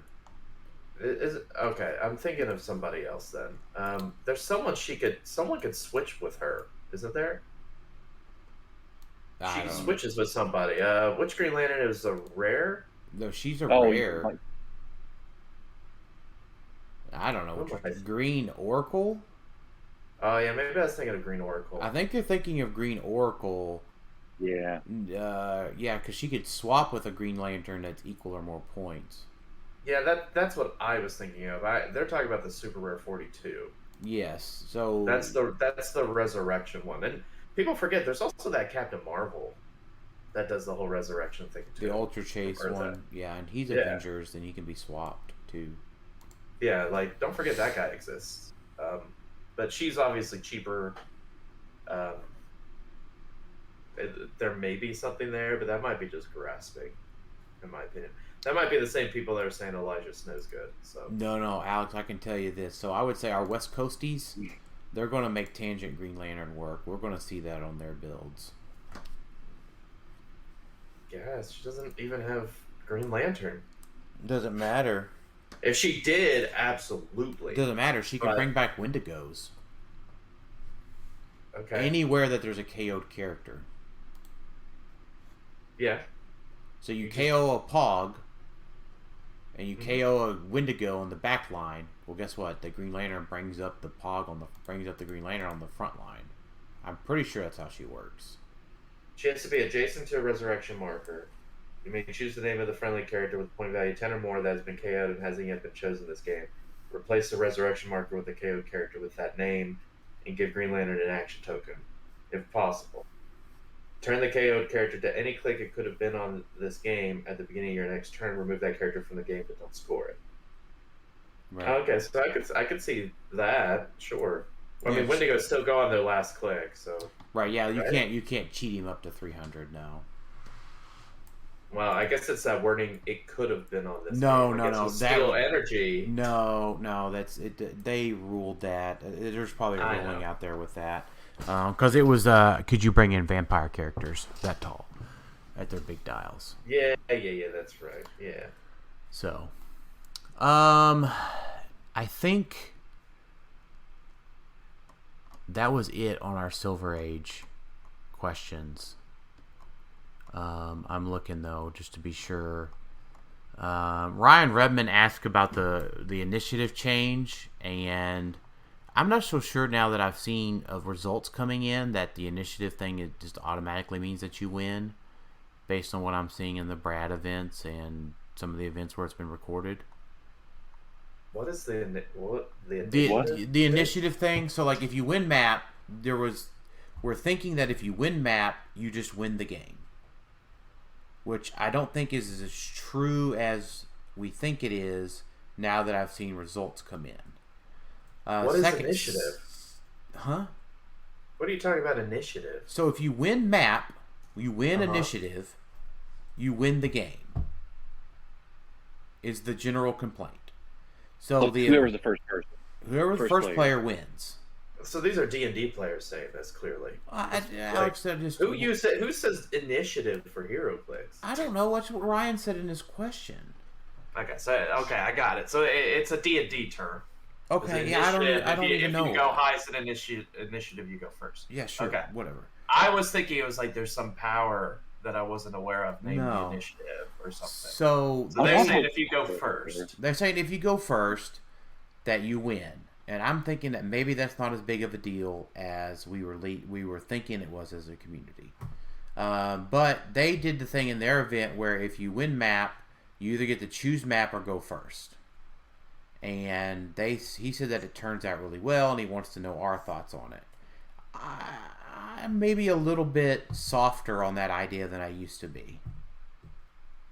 Wait, you win map, you get to choose whether you go first or you choose the map. Oh, you don't get both. That's what you're saying. Right. Ah. Okay. Yeah, I mean, I think I'm just a little bit softer on the idea than I used to be. As far as there needing to be a change. Yeah. I'm leaving this one up to WizKids. They have play testers. They've done this stuff. There's a reason it hasn't changed. So, or changed to that. I think with all the high theme teams and monsters being better if they go first, it is tricky and it is frustrating. Right. But there's ways to mitigate that. So. Yeah, I'm with you. All right, we're right at 2 hours. Anything else Silver you want to talk about? There is one thing real quick I wanted to talk about. Okay. Scott kind of mentioned it a little bit. So the plan now, obviously a lot of people were surprised by the ID cards that were suddenly added yesterday or the day before, a couple days ago, I guess at this point. We're going to keep an eye on, obviously, the tournaments coming up, but I don't think, unless something really comes out that's crazy, I don't think the plan is to have anything else added to the watch list. I believe before ROC Cup specifically. Before ROC Cup, yes. I think the IDs that were banned were only banned because other identities / real name was very confusing.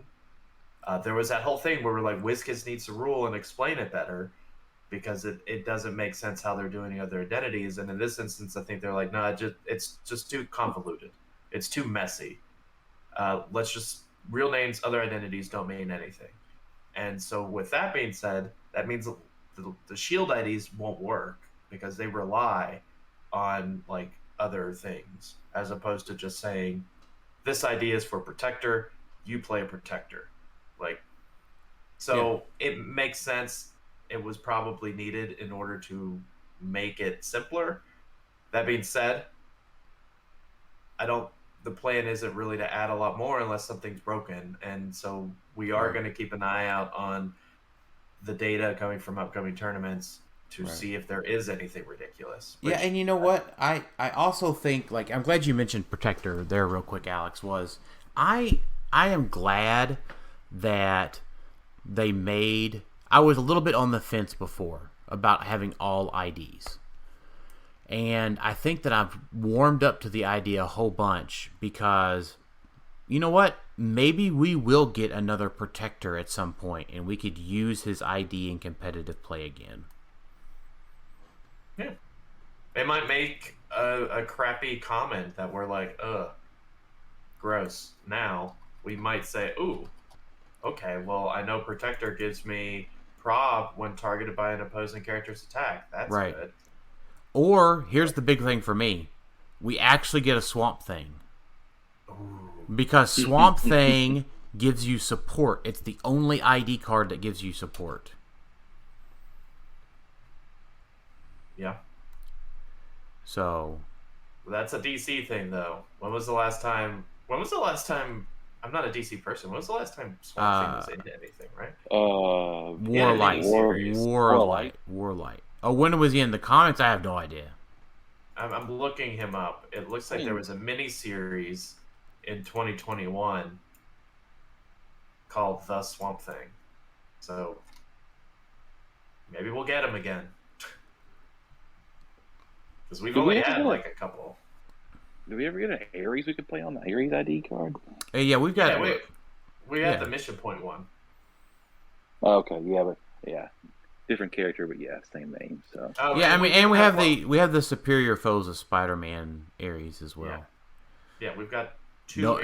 Nobody's saying it's a good one. Nobody's saying it's a good one, but it's there. Yeah, but when it was available, though, you couldn't play them, could you? I don't know. No, I don't think so. No. You could. No, you. Maybe you could at the end play the Superior Foes one, but it wasn't that good. No, because it's 100. His base is 125, and then 200, and it wasn't a good 125. Yeah. But his ID I have read for everything because his inspiration is Steel Energy for close and range, and it's like, why would you call in for that? Why not just use Wolverine if you really need close, like Steel Energy? Like, I can't think of an instance where I really, really want Steel Energy for close and range that I can't get other methods of healing. So, Swamp Thing. Yep. Swamp Thing, let's go. I just can't wait for paparazzis to all have their 10 attack be used for support 3 times in a row. Top to bottom. Bottom to top, T-Daddy. Let's go. Oh, no, never mind. I take that back. No Swamp Thing, please. Yeah. Or, like, make it a ridiculously powerful Swamp Thing. Like 250 or something crazy. Nah, so that way they can't call him in. I need him about 40. About 40. So, all right, let's final thoughts on a very wild episode. Very unexpected when I started my Wednesday. But, Jason, what are your final thoughts? Oh, man, I don't know. It's a crazy day. I'm down. I'm still down for Scrappy Doo though in that DC set. Nobody else likes him, but I do. It's okay. Alex? Super awesome that Scott came on the show. Right? He was very excited, and I think we could probably have him on again at some point, even if it's just talking about stuff, because super knowledgeable, and it was really nice having someone that energetic, not just talk about meta stuff. I know we talk about meta stuff a lot. Right. Super great that he was able to come on so quickly too. Right. And I would just my final thought there would be, y'all know how, y'all listened in this episode how Scott weaved a story about how he crushes Mr. Chomps. You know what? Sometimes I know of no other HeroClix player or HeroClix content creator that can do an unboxing as well as Scott can unravel a story. He is a classically trained actor. We're just some dudes that play a board game a lot, a miniatures game a lot. So that was really fun. Major props to Scott for hopping on, and very surprising. And oh my gosh, he's on the TV. Thanks everybody for listening to Clixed Off today. We'll talk to y'all next time. See you later.